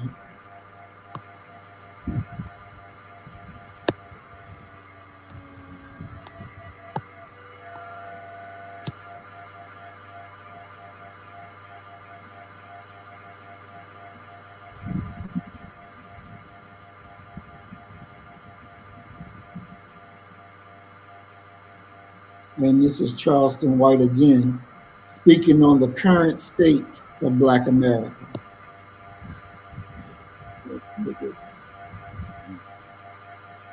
We ain't good no more. It's some individual good people, but collectively we f***ed up, tainted, poisoned, and we cannot keep continuing making babies. This group have to be destroyed. We have to be wiped out, homie, because of the hearts of this group of black people, homie. We too hateful. We don't even love each other. We don't like white people. We don't like nobody. We have become the new slave master. The white boy used to be mean to everybody. When you look at the old movies, when the white man go to everybody's establishment, what do? He complains, hey, get in here, get me a waitress. Knock his drink on the table, spill, unruly. That's us now. Every establishment. We ain't good no more. It's some individual good people, but collectively we f***ed up, tainted, poisoned, And we cannot keep continuing making babies. This group have to be destroyed. We have to be wiped out, homie, because of the hearts of this group of black people, homie. We too hateful. We don't even love each other. We don't like white people. We don't like nobody. We have become the new slave master. The white boy used to be mean to everybody. When you look at the old movies, when the white man go to everybody's establishment, what do? He complains, hey, get in here, get me a waitress. Knock his drink on the table, spill, unruly. That's us now. Every establishment. Your thoughts, Doc? I believe he's correct when he's talking about how unruly we are, that we are, for all intents and purposes, mean. You know, think about just how we process a person being polite and appropriate. You know, being nice. You know, that's nice people eventually end up. You know, because I consider myself being a nice person, but when people look at my face, they're like, "Ooh, you know, you look mean as can be." You know, but the truth of the matter is no, I'm a nice person. I'm a good guy. And having said that, I know that I can't treat everyone nicely. You know, because for some people that's not their. They don't understand that language. And you know, thank God I'm multilingual, because I can change my verse. I can change my words that I'm using to the language that you do understand. I think that a big part of what Charleston is saying, and I'll only deal with black folk, it is quite simply that, and I always call on this brother because you know I think he's one of the most overlooked rappers to ever exist. Grand Verbalizer Funk. He made this statement. He says, "Listen, ignorance is not a trend." And when you're talking about the transference of culture and how we do what it is that we do, a lot of times you don't know why you do what you do, but you know your mama and your daddy did it that way. Well, let that turn bad. And if that turns bad, then you got an issue.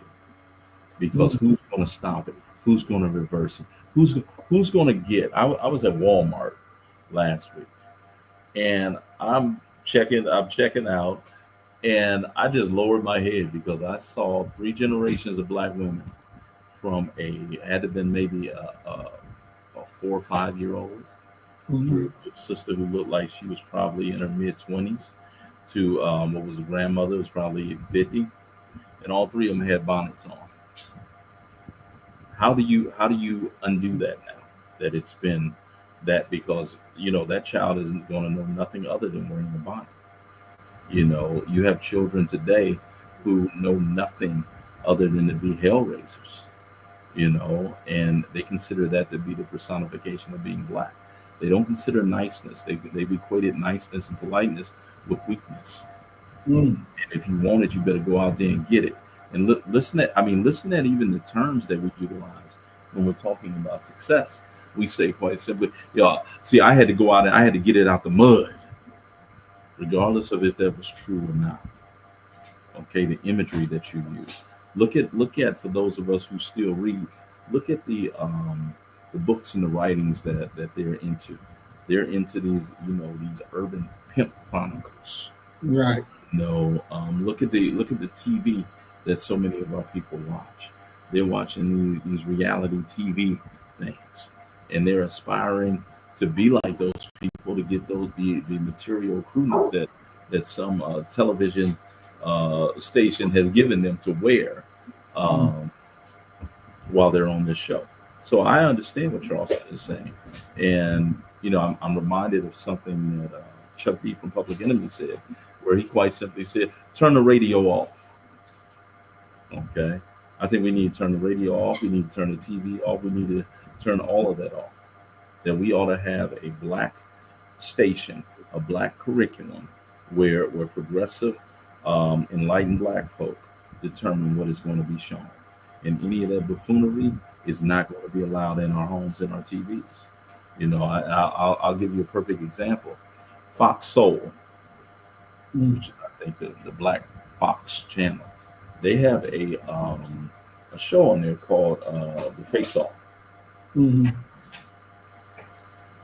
And it's a white guy on there. I don't know the white guy's name because I've never watched it. The white guy on there debating Quanell X for hours every day. Wow. You know, and you think about what is the message, what is the programming that is coming from that. And you know, Dick Gregory told us, he said, white folk are not going to put no superheroes, no black superheroes up there to enlighten your mind. And because we don't have our own independent mediums, that's what our children digest. And those children grow up to have babies, grow up to be grandparents, and grow up to be great grandparents. So in many ways, what Charleston is saying, I agree with. That, you know, it's going to take the good Lord to come out here and come back and you know, let's have another flood. Okay, we're going to go to the next film. And this one is with Smokey Robinson talking. Uh-oh. You have said that you resent the idea of being called an African American, that Yes. you are a Black American. Yes. Explain. I think that when they call Black people who were born and raised for generations in this country, if you accept the handle of African American, that says that you don't accept being an American American. You don't accept being born in Chicago or New York or Detroit or wherever you were born. For generations, your family has been here, you know, built this country too. Sweat and tears and all that, you know, fought in every war, okay? So this is my country here. So I don't want to be called African American. I'm an American American. My people have died and done everything for this country. You have said that you What's your thoughts on that, Doc?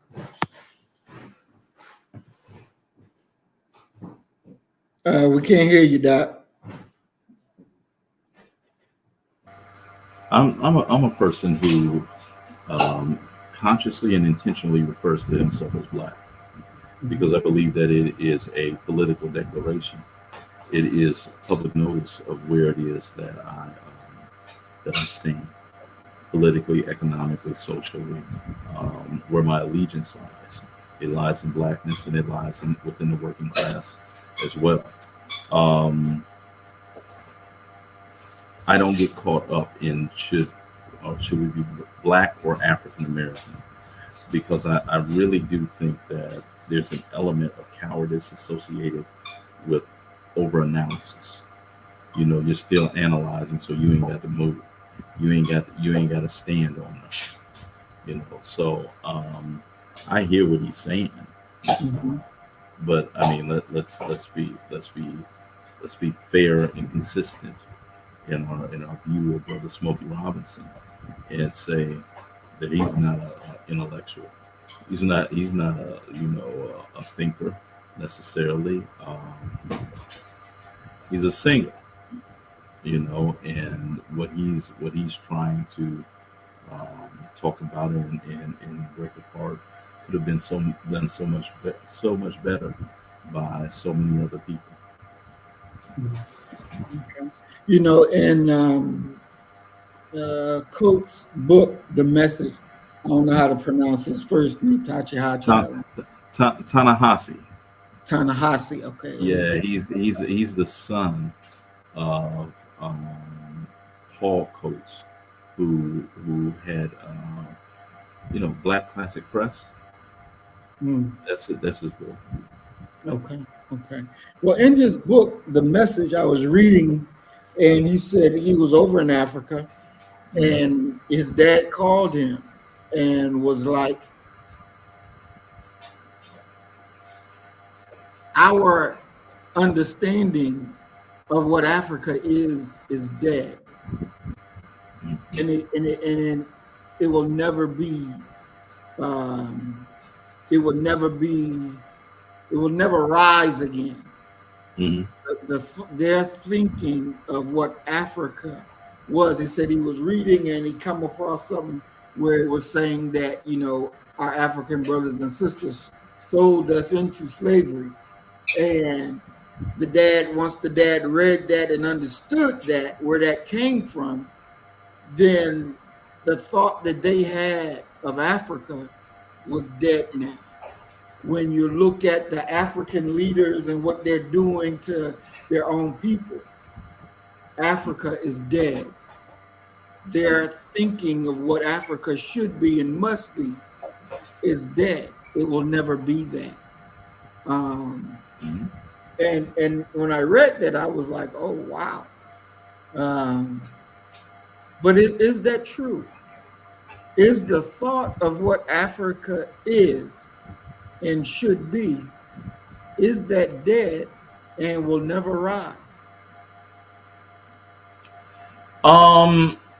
You asking me?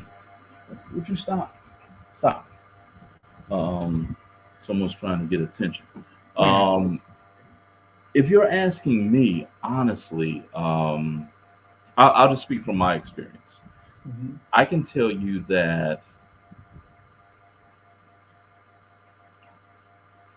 Africa and stop.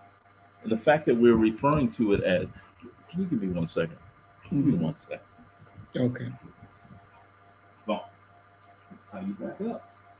Try to work with you.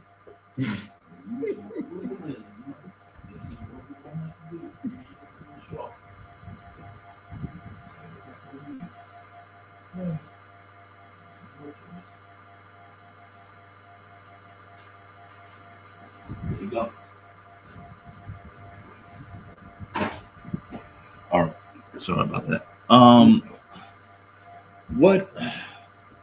What my experience first off is that Africa is a continent, and we begin to romanticize Africa from the moment that we begin to talk about it as if it's a cohesive unit, Right. as if it's a cohesive people, that there's one group of people there, and this group of people, they all believe this, and they all believe they're no more monolithic than we are.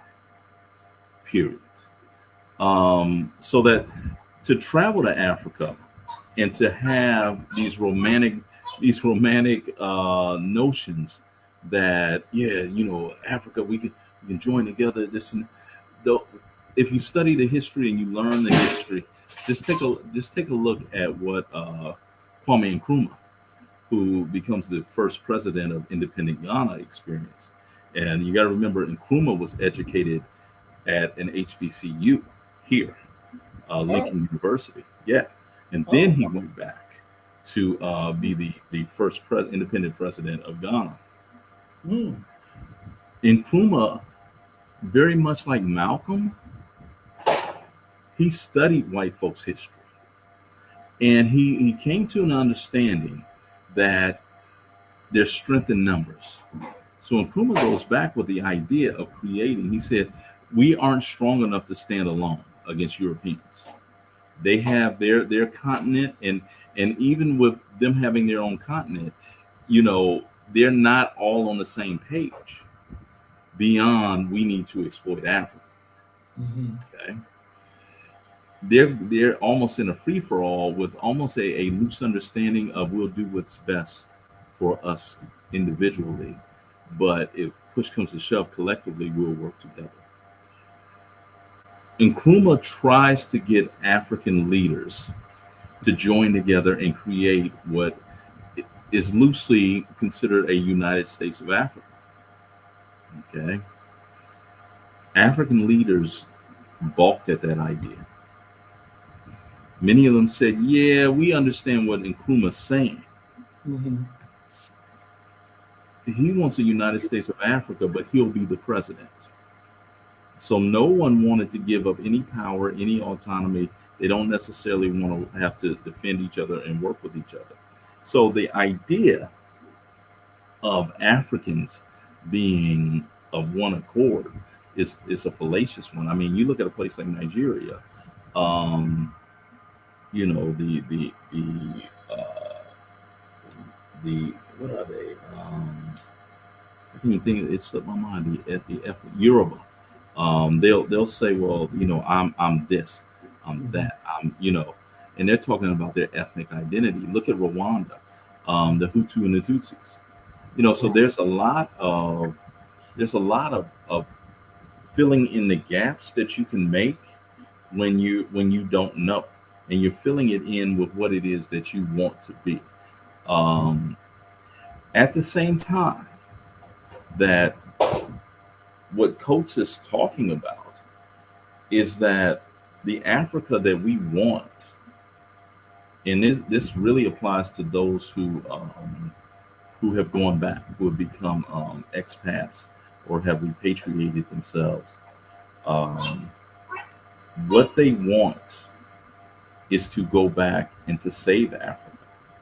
And in many ways, their ideas are very similar to what happened in Liberia, when you had black folk who went back there and they felt that they should be running Liberia because they've been around white folk and they know how a nation should be run. You can't, if you're being fair, you can't do that. And one of the questions that I asked one of the elders one of the years I was in Africa, I said, what do I owe Africa? And she looked at me and she said, nothing. You don't owe Africa anything. She said, don't come back here trying to change Africa to fit what it is that you think it should be. She said, what you should be doing is to ask yourself, what does Africa owe you? And if you come back here, you come back here with a servant's heart and a willingness to heal from all that you've been through. And so we romanticize Africa. We think it's something that it never was. We never were what we used to be. And that's a whole nother discussion. So I don't, I understand what Coates is saying.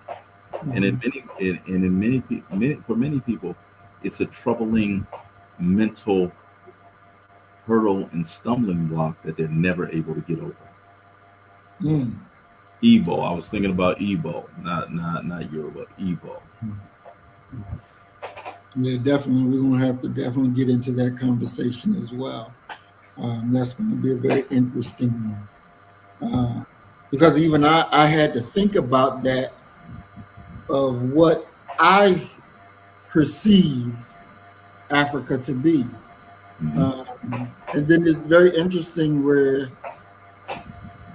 you said that the person told you, don't come to Africa looking to change it.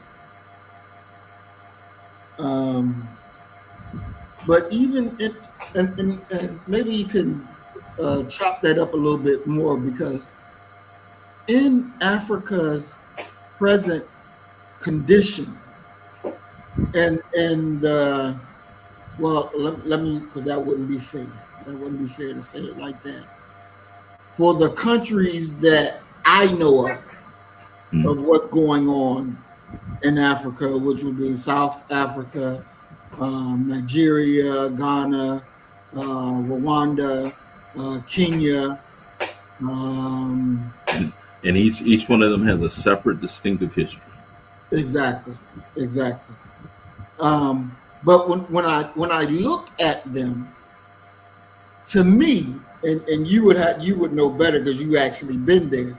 To me, they're no good to their own people. They're not really servicing their people as they should be, as far as education, the quality of life in the countries, the economic opportunities, as far as, just taking care of your people, so that they can live productive lives. I don't think that Africa is doing what it could do for its people.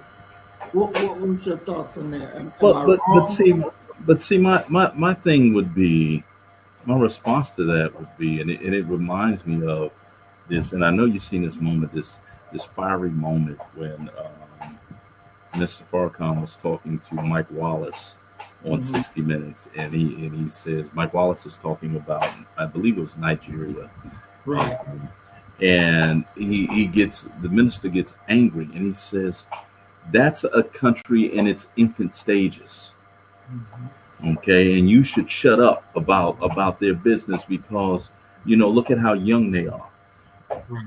You're dealing with a nation that is in a people who are young, yet at the exact same time that they should be building their infrastructure, they are seeing an outside world that is advancing at a rapid pace and incredibly. And oftentimes you're going to find a situation where they're going to take out loans to try and accelerate their growth and their stability. Now you're in every way enslaved to these people who loaned you this money. These, the IMF, whoever is giving out money to these nations, and they're gonna get their money back one way or another. Okay, gonna get 10 times what they gave you back one way or another. So to say that they're not doing right by their people, I think you have to pump your brakes on that, because who is the they? There's so many different factors. And when you have, and this is one of the things, this is a Marxian construct. And it's one of the things that I became exposed to it via studying the Black Panther Party. Karl Marx said that you should never build your party upon the lumpen proletariat, meaning the common street people, the brothers off of the block. Because he says they're always in contact with the police, and there's a danger associated with your group or organization being infiltrated. That's one thing. He said, but the other thing is there's a level of poverty and impoverishment that makes it too expensive for a person to be loyal and honest. Take an African leader and offer him $500 million and a villa on the French Riviera, to sign a contract that is not in the financial best interest of his people. Do you think he'll do it? Yeah. See, there you go. And if he's not willing to do it, they'll get someone to, you got to remember that when Kwame Nkrumah was, when he was deposed, they had a coup that put Nkrumah out. Okay, now he's the man that brought them independence, and they put his ass out. The United States government, the CIA, was behind that. Okay, the historical records prove that. So if the African leader is not willing to sell his people out, they'll just kill him. They'll get somebody in his inner circle to kill him, because how much is your life really worth? And that's what we're really dealing with when we're talking about our people often. We have these insatiable materialistic desires, but we're by all means really impoverished. Now, you might be able to go out and make you a couple million, you might be able to get you a Rolls Royce or what have you, yet at the exact same time, that can be taken away from you whenever they want to take it away from you. So you're going to be beholden to them the entire time. So those nations are young, and those nations are being often run and controlled and administrated by individuals who are impoverished themselves. And you consider 500 million, 100 million to someone who has never had money before. Yeah, he's going to take that deal. And the people will remain as impoverished as they were before. There is no other real explanation beyond grifting for the fact that the continent that God French kissed the deepest in regards to planting mineral resources, gold, diamonds, quartz, everything that you want is found in abundance in Africa, even rubber. And for it to be the paupers of the globe is inexcusable. Now, you said Nkrumah went to Lincoln University. And that's shocking. I didn't know that. So just a little bit before we go to the next video, but just what's his background? Was he born here or what? No. He came here. He's native Ghanaian, and he came here to study, just like so many others from around the globe come here to study.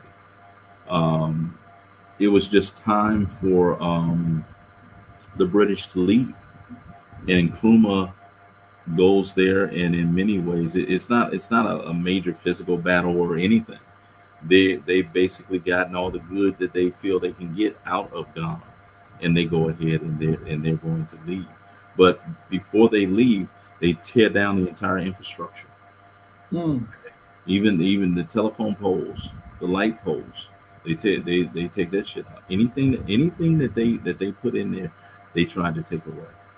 So you're talking about, once again, a nation that is starting from ground zero.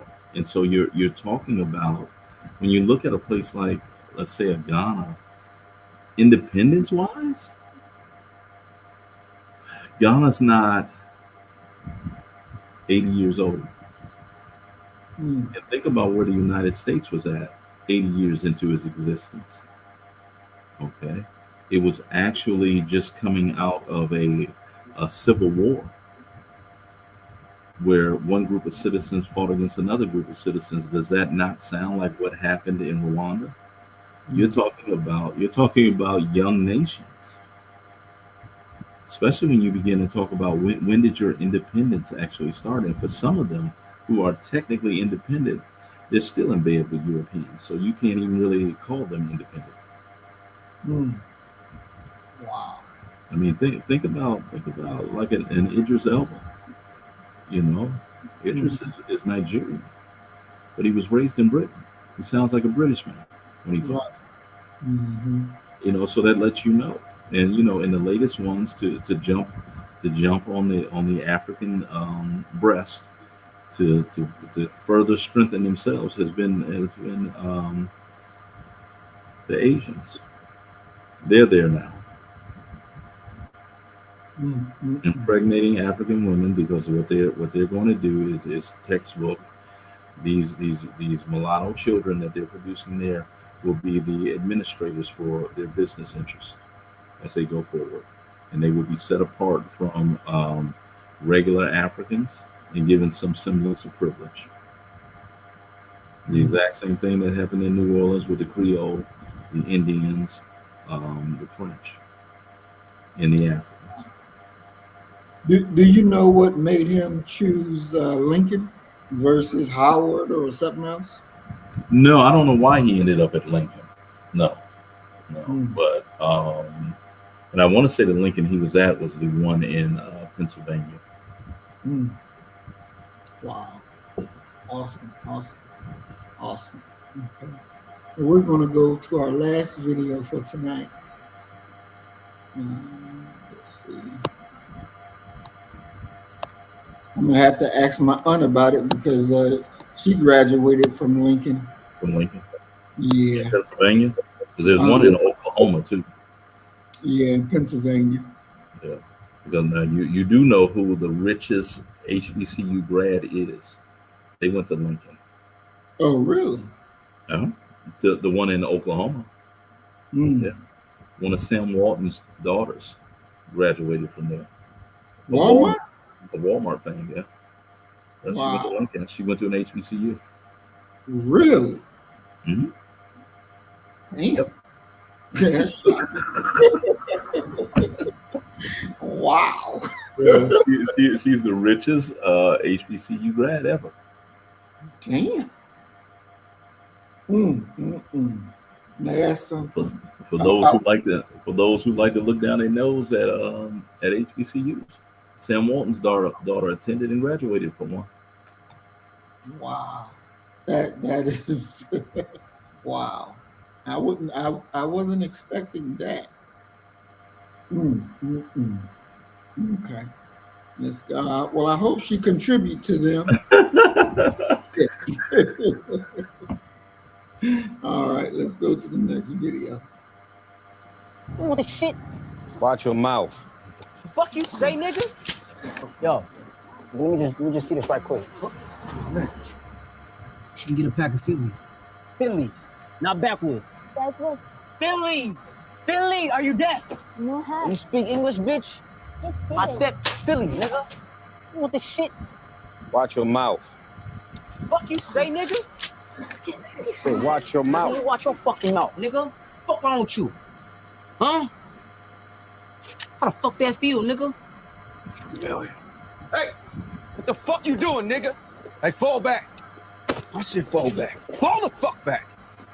When I tell you to move, you fucking move, you hear me? This motherfucker was talking shit. You know who the hell that is? Fix your face, don't fucking look at him. That's OG Merc. You wouldn't have a flag to fly if it wasn't for that brother right there. That cold-hearted motherfucker would have dropped you dead before you could even pull the fucking trigger. So you better fucking recognize, don't do that shit again. What the shit? Watch your mouth. So there we go, dealing with OG Merc. Now, this is a... I'm proud to say I have no idea where that came from. This is a clip, a movie that, of course, probably went throughout the world, in showing that this is what black men is like. What movie was that? I don't know what movie it was. Let me see if I can pull it up real quick. That was Tyrese, correct? Yep.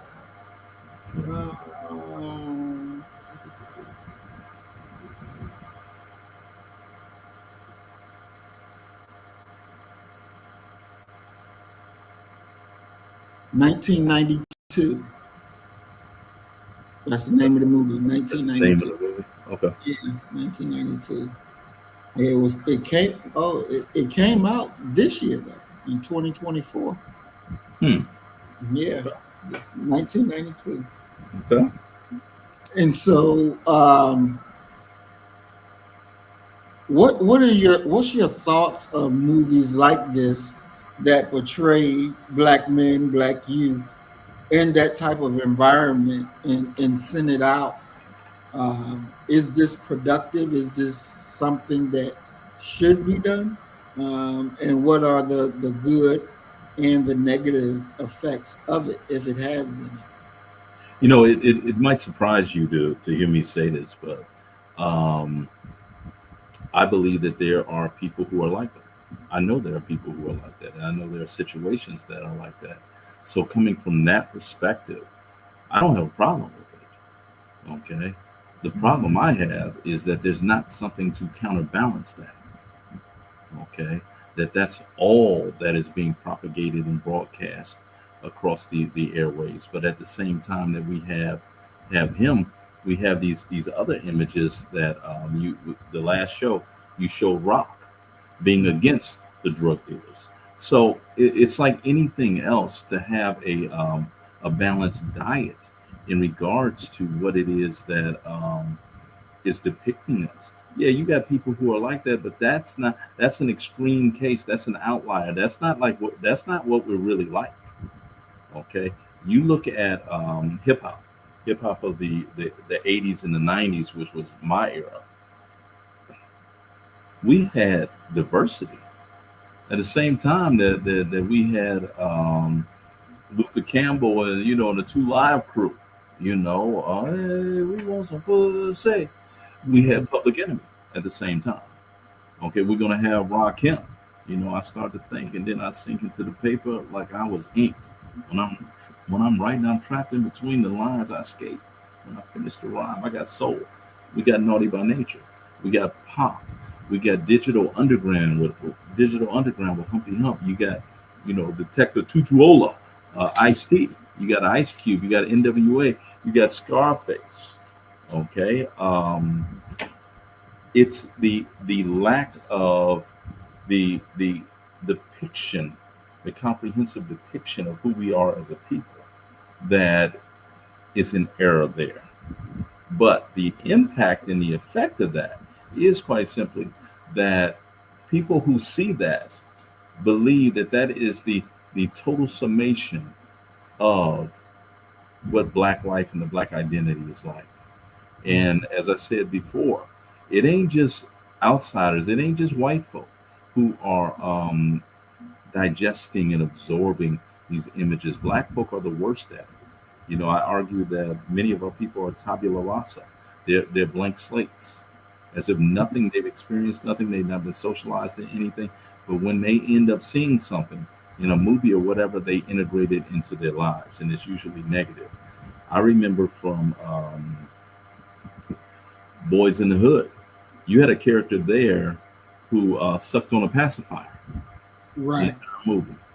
There were brothers in my neighborhood who went and got pacifiers and sucked on pacifiers. You know, there was a brother in my neighborhood who went out and got a 5.0 sitting on Dayton's. Okay. And all summer long, he played one song, Computer Love. Okay, as if he was, as if he was king. And the thing is that here you have those depictions that are influencing Black folk, and nobody knows who Finding Forrester is. They've never seen that. Okay, which is one of the dopest Black movies that you'll ever see in your life. At the exact same time, look at a person like Lorenz Tate, and ask Black men, who, and Black women too, ask them which character is more iconic, Darius or O-Dog. And they're gonna tell you O-Dog. Man, O-Dog was hard. O-Dog was a sociopath. That's who he was.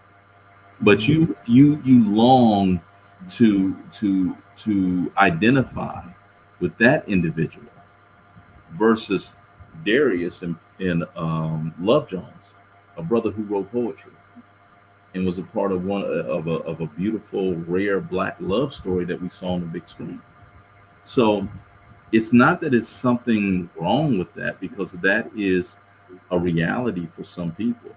But to send that image and that image out alone to the point where people think that that's all that we are, that's where I find an issue with it. Definitely. Do you think that when they pulled him off of him, when they backed him up from putting the gun to Tyrese's head, and he was like, that's OG such and such, OG Merck, is the gang culture set up to teach them to respect their quote unquote OGs in their gang life? I ain't never been a part of gang culture, so I can't, with any authority talk about that. From listening to people who have been involved in it, like Ice-T and what have you, I think that the gang culture is more of a generational thing. Okay. I don't think that there's necessarily a school or socialization of this is this person. They might learn a loose history about it, but in regards to how civilized people communicate, I don't see that happening. It's a different world. It's one of the things that once again, Ice-T, he was talking about Tupac, and he said, I tried to talk to Pac, and I tried to tell him that you have no business around LA gang culture because you don't understand it. He said you have to be reared and raised up in that. And he said, you got a lot of these stars, Chris Brown and these who claim that they're Crips or they're this. He said they're really not. He said these guys are just using them, for access to parties and money and things like that. But the growing up within that community, you're putting in work with your boys who eventually will grow up and mature in the gangs as well. early in your life at 7, 8 years old. So it's a different world from what I understand of how they do things. Because a person like us, we would think that the LA gang wars were Crips against Bloods. Right. It's not true. It's not. You got Crips killing Crips. You got Bloods killing Bloods. Yeah, it's not what we would think. It's a whole different world. And until you've been immersed in that world, you really don't understand who's who and what's going on. Ice Cube, one of my favorite Ice Cube songs is "My Summer Vacation," where he created this rhyme about South Central LA being saturated with drug dealers. So him and his boys, they took a flight to St. Louis, where nobody knew us, and so they slinging rocks in St. Louis. And Cube has this line in there where he says, these brothers out here dying for a street that they never heard of. So they over there talking about they Hoover Crips, they this, they that. They ain't never met. It's just a name that they heard, and they're trying to replicate that in pretty much the exact same way that many people tried to replicate the Black Panther Party for self-defense after it was created. Well, we're gonna be Panthers. We're gonna create a Panther. Well, you really know nothing about that organization. You see their physical dress. You can put a bandana on. You can put a blue band, but are you really want to? No, you're not. So, the idea of the communicating of ideas of images of values of what a man is. That young boy thought that being a man was pulling a gun out and in many ways going up into a corner store amongst decent civilized people and acting in a uncivilized manner. But let's be fair to them, that when you're talking about American history, America loves its gangsters. People can tell you who Al Capone was. They can tell you who John Gotti was, but they can't tell you who Teddy Roosevelt was. They can't tell you anything about Herbert Hoover. So Americans in general have glorified violence and gangsterism. Keep in mind, that's what Malcolm was talking about when he talked about John F. Kennedy's assassination. I'm a good old country boy. He never made me sad. It's always made me glad when the chickens come home to roost. The violence that happens within this nation has become normalized, yet it remains unconscionable, to the point where when you leave your house, I don't care who you are. I don't care how much money you have or what have you. You're fortunate to make it back home alive. Wow. They say when gangs started that they were for good, for protecting the community and such and such. Did you find that to be true in your studying? Yeah, that in many ways you gotta remember the history of LA, and especially a place like Oakland. Black folk migrate there for jobs. And anytime Black folk are going to be migrating, anytime anyone's going to be migrating, look at what's happening in Chicago with the Mexican immigrants who are there. They need a place to stay. They're going to need schools to attend. It is in many ways you're integrating these people, and that's going to rub people the wrong way. Historically, it always has.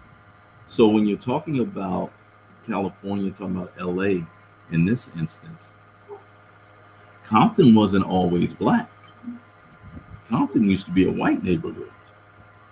Okay, so what's the process of it turning Black? You got a few Black folk who come there and their children are going to go to school. Well, white folk are going to do what white folk always do, and they're going to get violent because they don't want them there in their neighborhood, taking over their neighborhood. And so the Black folk, and this is what happened with the gangs, the initial formation of the gangs, they're forging out of reasons of protection, of protecting Black folk. But in time, when you have these things forged, number one, after such time, if you have a second or third generation that comes up within these gangs, they don't remember what the initial impetus was. They just see what it is right now. It's the exact same thing that happened in Jamestown, where arriving settlers didn't know about the famine and the poverty and the fact that the indigenous populations had saved them. They come over here to get rich, and they attack them because they don't understand what their actions are going to cause. So you're dealing with what I would argue for this nation, I would say any developing nation, any developing region, is a natural trajectory of crime, of violence. We're animals, we're savages. Let's be honest about it. And when you're talking about having Black folk or any population that is economically marginalized, gets surrounded by wealth and opulence, and they desire those things, they're going to do anything in the world to get them. Okay, so when heroin, crack cocaine came into the equation, it's predictable that Black folk will begin to kill each other because they're trying to deal with a soul problem by securing monetary resources, and you'll never be able to fill that hole up. It's similar to being hungry, but you go read a book instead of getting something to eat. Things are going to get out of hand. Doc, are you familiar with Jeff Fort? Yes, sir. And the El Rukin? Yes. Yeah, I know Jeff Fort. Jeff Fort was a contemporary of Fred Hampton and Bobby Rush with the Black Panther Party. He was the head of the Keystone Nation. Yeah, Jeff Fort went to prison for allegedly forging a deal with Muammar Gaddafi or Saddam Hussein, where they were given anti-aircraft rocket launchers and were going to shoot down commercial airplanes that left O'Hare. But it turns out that they were actually negotiating with the FBI or CIA, and that's what ultimately led to Jeff Fort being incarcerated. Yeah, I know Jeff Fort very well, very well. Wow. Our next program, I want to do a program about him. Jeff Fort? Yeah. Good. Yeah, I think it's time to delve in him and see what that's all about. And, yeah, I mean, Jeff Fort, when he went to prison, he was able to. He created a religious group, the El Rukin. While in prison? Yeah, and they knew that they were like a criminal enterprise, that he was still running the Keystone Nation, but because of the movement for, and you got to remember this is the 1970s, for religious freedom within penitentiaries and prisons, they were on the right side of the law and of court judgments, and so they were able to meet and things like that. Yeah. Wow. And what was the religious group called again? The El Rukin. I think they were called the El Rukin. RUKHEN, something like that. Yeah. Okay. All right. Well, we'll chop it up on the next program, but I definitely. Yeah. Now I know more about Hampton than I do the Fort. Fort was he was something. Now, him and Hampton was around the same time together, or no? The exact same time. Yeah. Oh, okay. Yeah. I mean, you got to remember.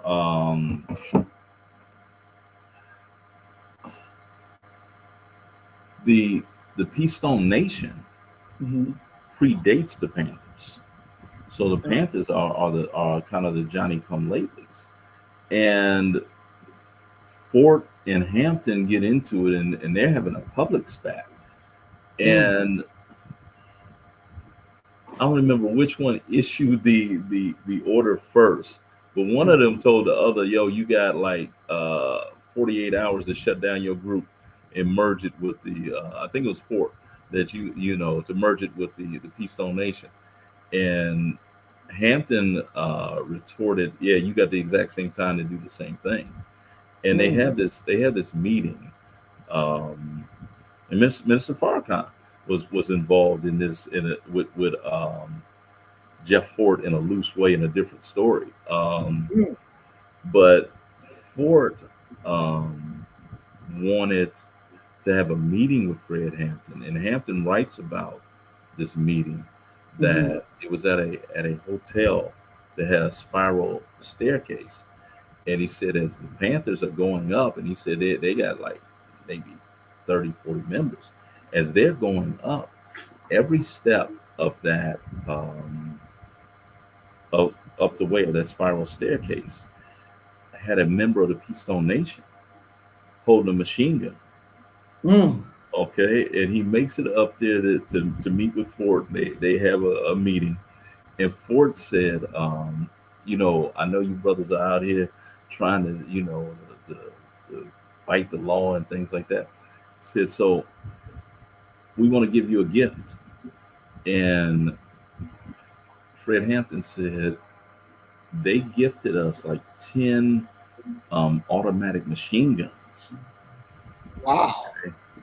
And Fred Hampton, he said they took the weapons, but it impressed upon him, if I can give you this, what you think I got?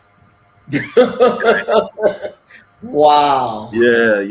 And Fred Hampton and Mr. Farrakhan had a conflict as well. Where, really? You got to remember they're both in Chicago, and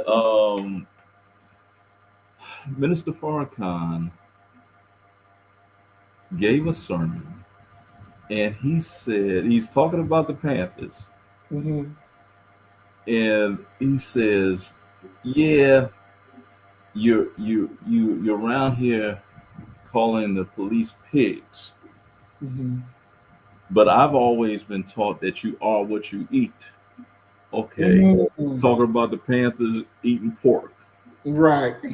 So Fred Hampton, the Panthers had a meeting with Minister Farrakhan and the Nation of Islam brothers, and Hampton says to Mr. Farrakhan, he says, "Okay, I heard what you said." He said, "So I got a question for you." And Mr. Farrakhan said, "Go right ahead, my brother, with your question." He said, "You are a man, correct?" And he said, "Yes, brother, I'm all man. I'm a man." He said, "So I take for granted that you eat men." And Mr. Farrakhan just bust out laughing and said, "Brother, I get your point. I get the point that you're making." Okay. He said, "Please don't call us pigs." No. So yeah, you got there. I actually have a student who at one point of being under me, he started writing a movie titled like The Three Kings or something, and it was about Hampton, Fort, Mr. Farrakhan, with the nation being there, and the FBI with J. Edgar Hoover, and how they came in and killed Fred Hampton. So yeah. Wow. And those Chicago. Wow. Had a very interesting. It's a very interesting history of the activist scene in Chicago. And how could it not be when you got the headquarters of the Nation of Islam there, you got the Keystone Nation there that's bigger than the nation and the Panthers put together. Wow. Keystone Nation, and the irony. We'll talk about an irony. Fred Hampton opposed Jeff Fort, who was the head of the Keystone Nation, correct? Fred Hampton Jr. becomes, at one point of his life, the head of the Keystone Nation. Really? Wow. Yep. Interesting. Interesting. Yeah. Wow. I mean, all of these intersections and connections and things like that. Yeah. That's going to be a really good program. Let's talk about the four of them. J. Edgar Mm. Hoover, Hampton, Fort, and the Minister. And what was going on in Chicago? You know, because you have to remember that Chicago never had a infestation of, I want to say it was heroin, because the Keystone Nation, Jeff Fort them was like, no, y'all not gonna have our people up here as junkies. Wow. Mm-hmm. Wow. That's all right. Yeah, I mean it's you know it's no different than what you saw with in New York City with Bumpy Johnson. You know that these quote unquote the people that white folk are labeling as gangsters within Black America, let Big Mama die, and she didn't have no insurance. Where you gonna get the money to bury her? You got to go to one of these quote unquote gangsters, and these individuals that you're talking about are gangsters. You know, Jeff Fort grew up in some elementary, middle, and high school. You know, so he's got some friends. You know, in that. You know, it's just what hell. Michael Jordan. You know, you have people that Michael Jordan grew up with. Everybody grew up with somebody. You know, and that determines that relationship and what an outside force, especially a white force that disdains and disapproves of everything Black and powerful. Oh yeah, they're gonna, you know, it's not accidental that Ford ended up in prison. Fred Hampton Jr. ended up murdered. Good Lord.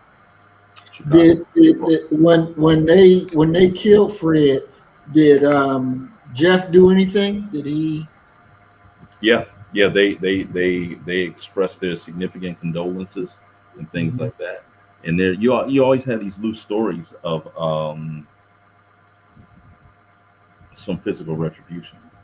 You know, when you have to think that the brother who when I interviewed people from Chicago when I was doing my dissertation on the Panthers, I got several different stories, but the gentleman who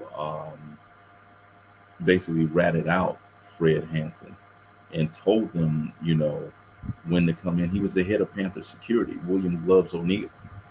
O'Neill was working with the FBI. He was working with the feds. Okay, well, his story comes out in the Eyes on the Prize series. They have an episode titled "A Nation of Law," where they're talking about the setting up and the assassination of Chairman Fred Hampton and also the Attica prison uprising. But when they're talking about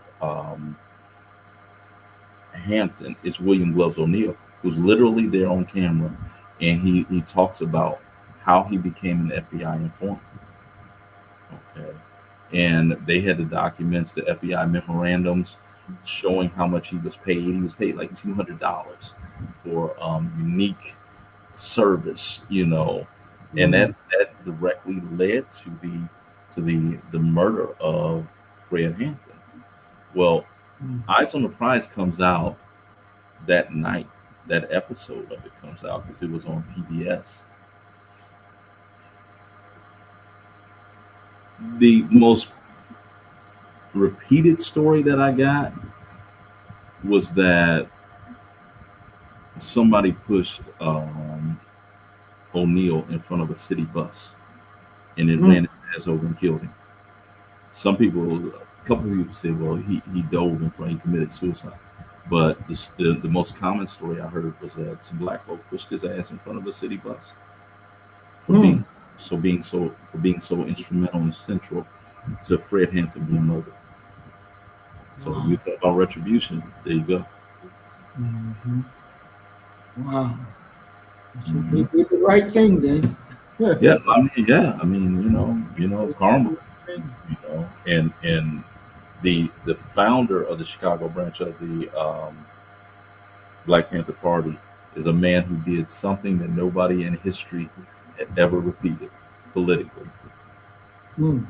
He defeated Barack Hussein Obama in an election. Bobby Rush. Yeah, he couldn't. He came to Chicago, tried to run against Bobby Rush. He couldn't beat Bobby Rush. Bobby Rush take pride in that. Like, you didn't. Yep. Awesome, awesome. All right, we're gonna go ahead and go to closing comments. What's your closing comments, Doc? And add in your closing comments what you would like to see coming out of Black men in the next 3 to 5 years. What is it that you would like to see? You know, first off, glad to be here. You know, we miss each other on Fridays. We have to work. We're working men, and it's just what it is. So this Saturday works out well. But just happy to be here with everybody. That would be my only closing comment. What would I like to see from Black men in 3 to 5 years? A total reset. If we could hit a reset button and focus upon organization and focus upon creating a 5-year plan that we can execute individually and collectively. I think that those of us who are doing well, we need to adhere to a principle of socially responsible individualism. Nobody's telling you to not go get yours, not go get your bag and what have you, but be socially responsible and aware while you're doing that to help others. And for brothers who are striving to get their lives together, get something going and what have you, be open and willing to act and courageous enough, tuck away your pride, ask for help, okay, ask for mentoring, ask for structure, ask people how, you know, what is it that you did to get to where you are, not just what you did to make money, but what is it that you've done? What are your life principles? And I'm not talking about the 48 powers of law. I ain't talking about any of that. What did you do to make it happen? One of my best former students, Bradford Traywell, he wanted to know how I could write the way I write. And I told him, I said, yo, bro, I'm up at 4 a.m. every morning. I write every single morning. You know, and it's we need to allow each other to see behind the curtain of what it is, what our formula for success is, number one. And number two, love each other and love Black women and love Black children. And if there's any gaps that are there, fill them in with good thoughts and good things and good deeds. And yet at the exact same time, understand that everybody ain't for you. And if you come across somebody that ain't for you, keep it moving. You don't have to waste no time there arguing with nobody and trying to convince them of what is what. You know, move in love, move in peace, but move in strength and honor. And I yield, brother. Definitely. Thank you, Doc. Thank you. I agree wholeheartedly. And as we always say, you kill the nigga in you, I'm going to kill the nigga in me, and our God will reign supreme. We are Black first, today, tomorrow, and forever. Thank you, family. Peace and blessings. Assalamu alaikum. Shalom. You better get the message and get it straight. You're going to need some bridge work. It's simple as that. Because we're living in judgment. We're living in implementation.